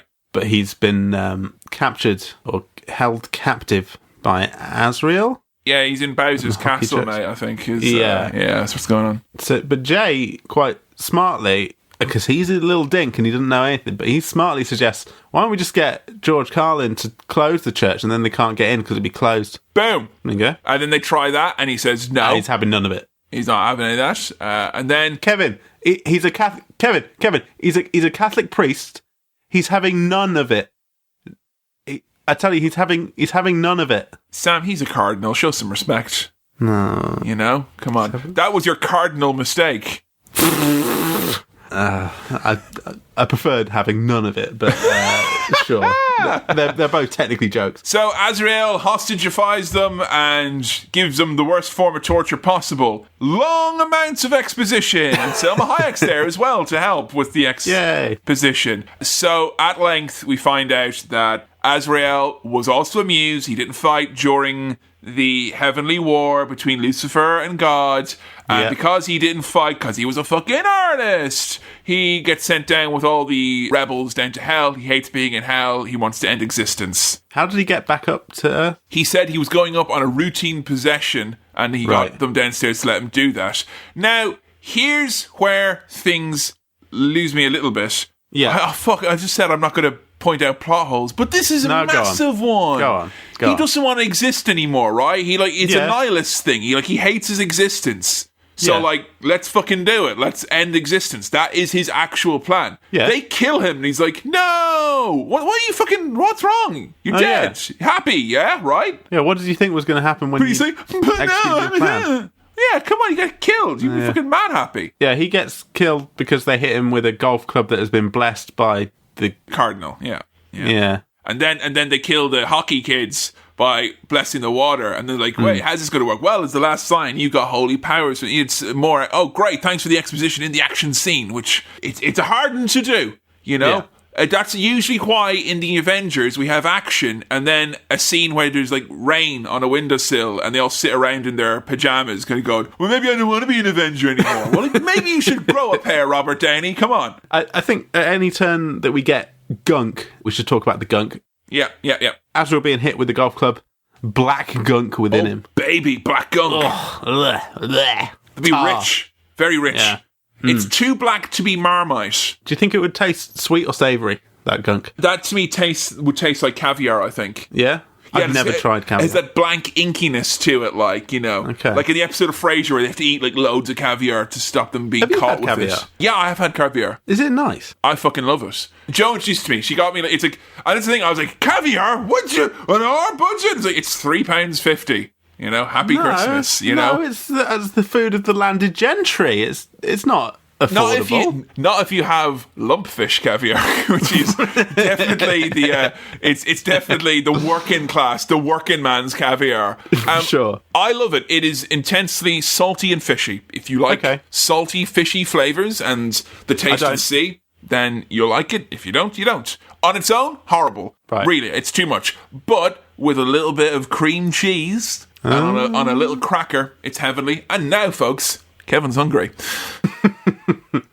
We'll all go out for caviar after this. Yeah, let's bust it out, like, you know. So, N64, Ben Affleck starts killing folks at the launch, the opening here. Now, there's some light Protestant bashing at the start of the ceremony, which I thought was really good. But yeah, Havoc starts when these polygons get out of hand there, and you know that was a hateful animation. That was. I mean, they really kind of everyone's dying, aren't they? They're picking people up, flying them about, and dropping them just to kill them. And he kills Matt Damon as well pretty quickly. Yeah, Loki kind of thinks, hey, you've gone too far, Bartleby.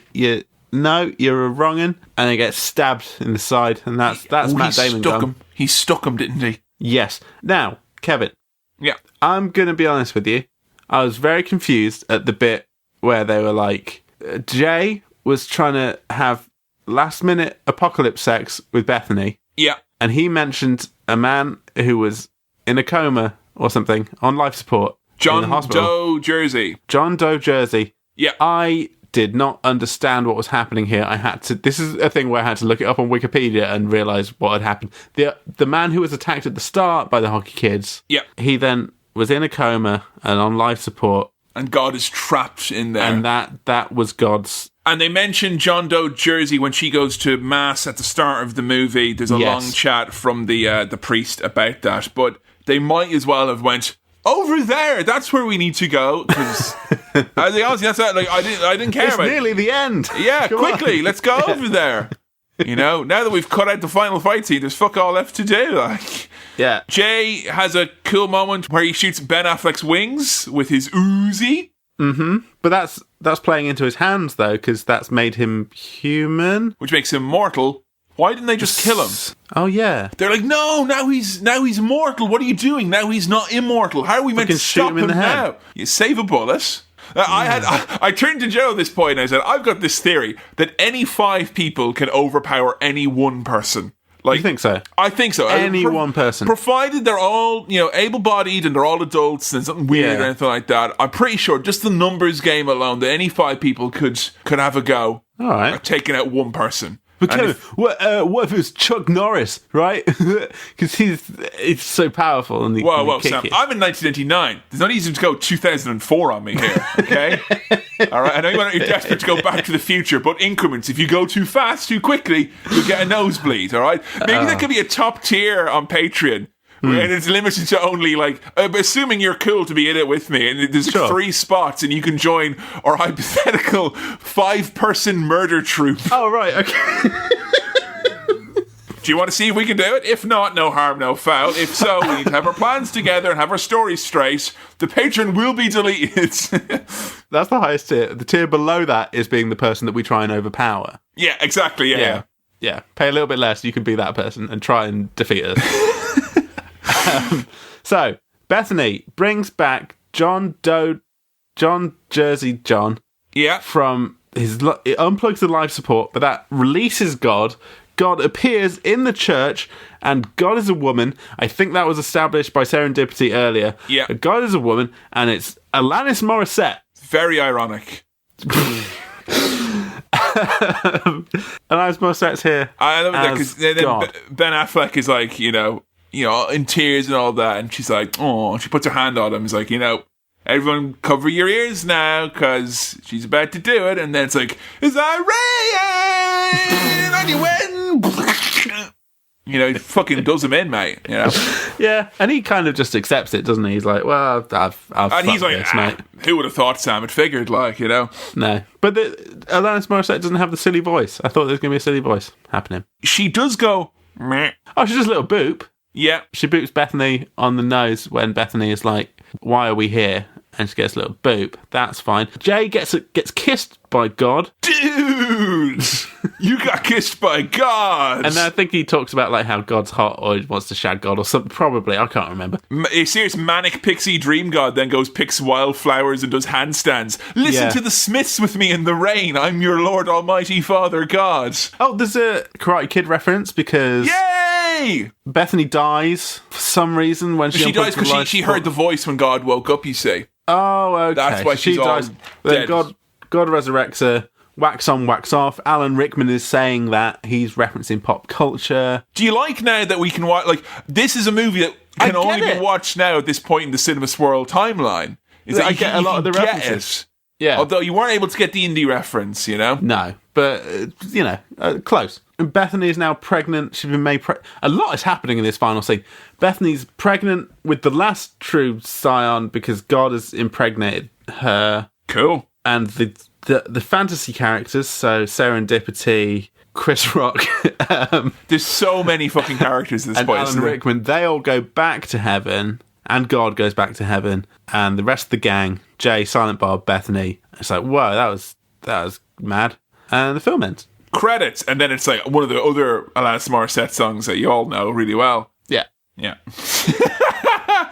Sam, I feel like I've been really harsh on it, and I didn't mean to harsh your buzz, as the weed boys themselves would say. But how did you get on? Have you had a time to digest it?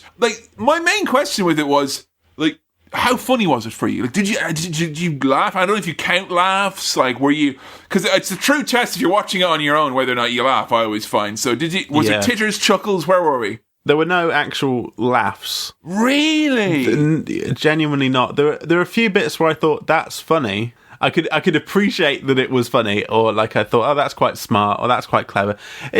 I hate when it happens at stand-up gigs when everyone just thinks that's funny and show me. Yeah. I don't know. Was there a small, ethereal, ghost-like child Sam beside you who was 11 going...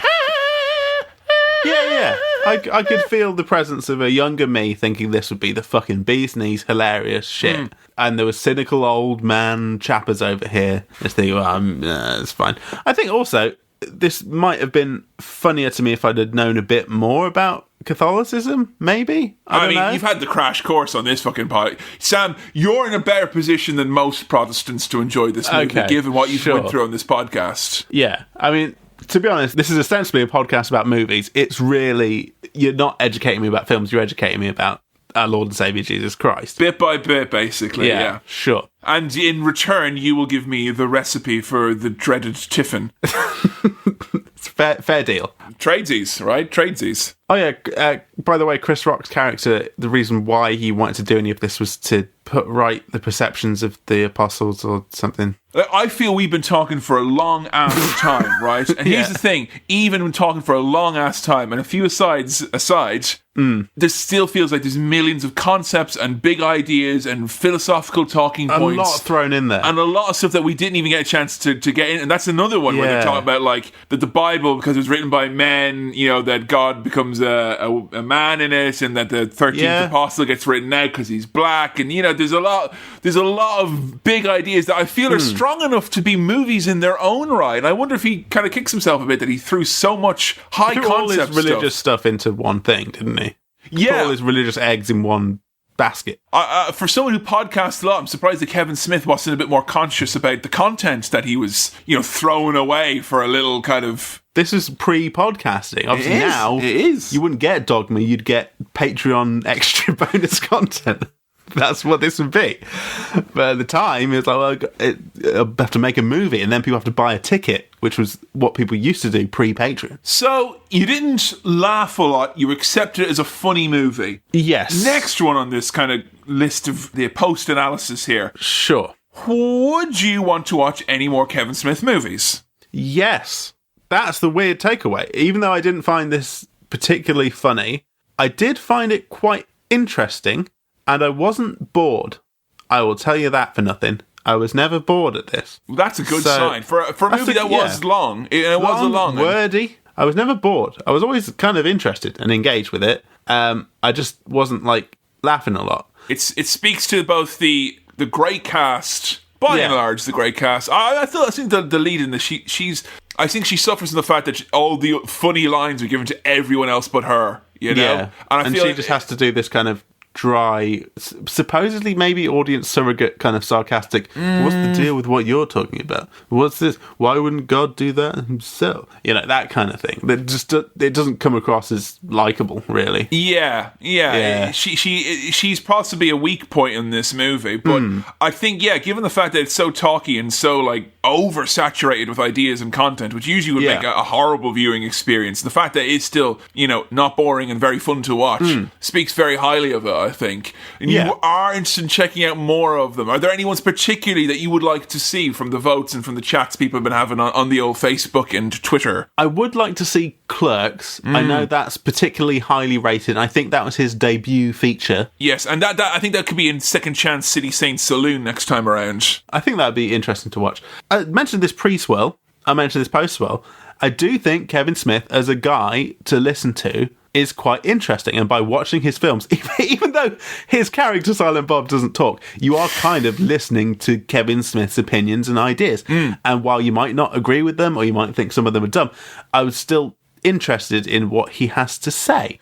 Yeah, so, you're right. He's an interesting lad, and I kind of feel bad in some respects that because my fandom from him has lapsed, he's kind of stayed in this chrysalis of, like, my main memory of him now is kind of like, then he stopped doing these movies and I kind of grew out with him and I don't really like him anymore. But, like, I know he himself as a person and as a filmmaker has grown up a lot. In the pre-swirl, you asked me if he'd done any kind of dodgy stuff, and I was like, well, I don't know anything particularly, but I imagine that A, a lot of the movies and the dialogue and a lot of the jokes have maybe aged badly, and B, on all those podcasts, he's maybe said or done some fucking shit, and I did a lot of reading up about him, and he totally owns the fact that, you know, Chasing Amy, for instance, is a hideous train wreck by modern standards, but he has come out and he said that, saying, like, if you watch it now, it's fucking hideous. I was 26, trying to think outside of my very small-minded box, and I wasn't woke, I was waking up, is what he said. And I think that's big of him to do that. That's a good little quote. It is, isn't it? I do like that. Here's a filmmaker who started in his very early 20s.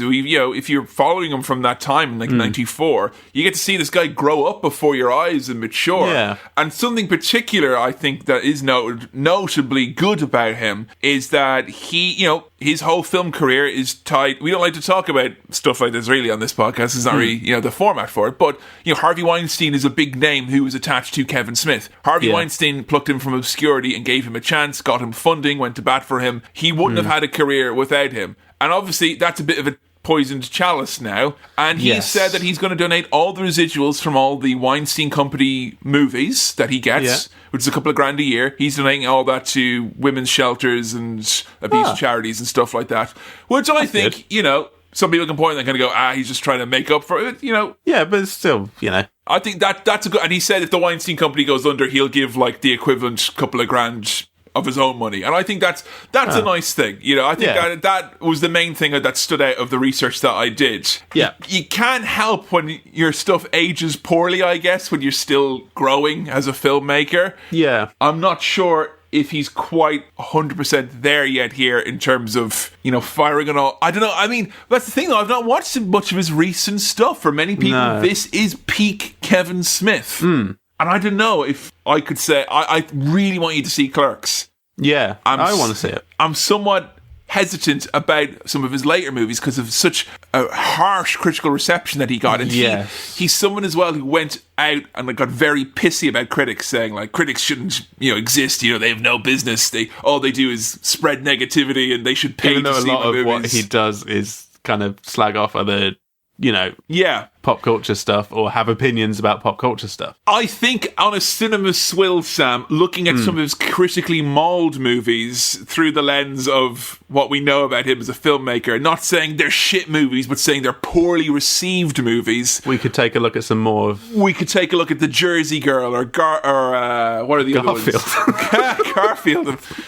We could look at say Jersey Girl or Red or some of those ones which got a critical mauling, which some people stand by, the likes of Red and Tusk and stuff like that. But I'll be interested to know. I will have to hear what the Cinema Swirl fan base has to say. But have you had a good time? I have. Yeah. I can admit that this wasn't a perfect film. It was quite a good film. It was of its time. What's the worst thing what's the thing that sticks in your craw most about this? It feels a bit dated. There's a lot... I think it could be edited down a bit.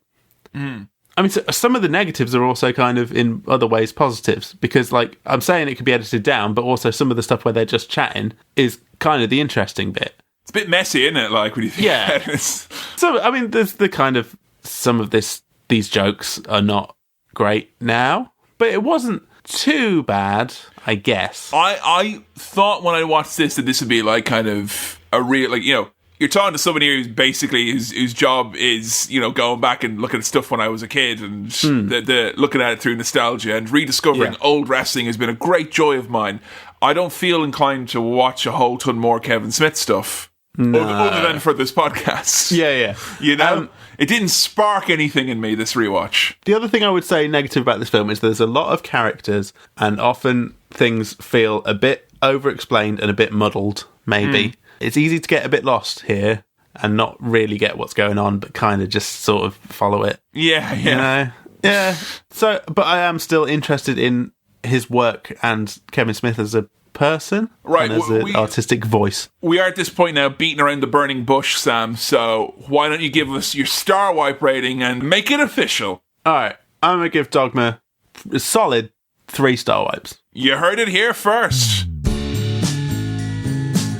Thank you for listening to another episode of Cinema Swirl. This episode was produced by Kevin, it was edited by me, Sam, and the music was also by me. If you'd like to support the show directly, you can do so over at patreon.com/cinemaswirl. Episode votes are on Facebook over at facebook.com/cinemaswirl. We're on Twitter, that's @cinemaswirl. And if you have something for the mailbag, send it on over to cinemaswirl@gmail.com, that's cinemaswirl@gmail.com. If you enjoy the show, please do recommend it to anyone else you think will enjoy it too. And we'll see you next time on Cinema Swirl. Right, bye.